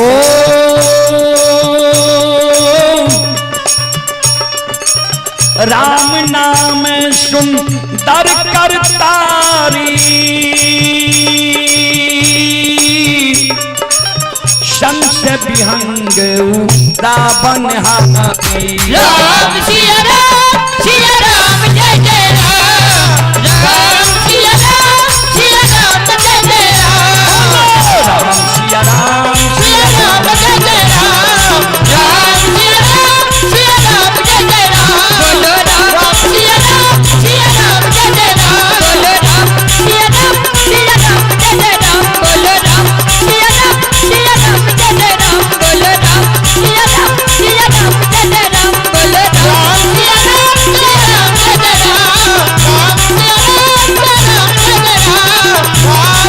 सिया राम जय जय राम। बोल बोल सच्चे दरबार की भक्ति और भगवान की महारुद्र बजरंगबली की उमापति महादेव की बाबा बिहार की संत बाबा कारुचिर हरि की हारा हारा महादेव।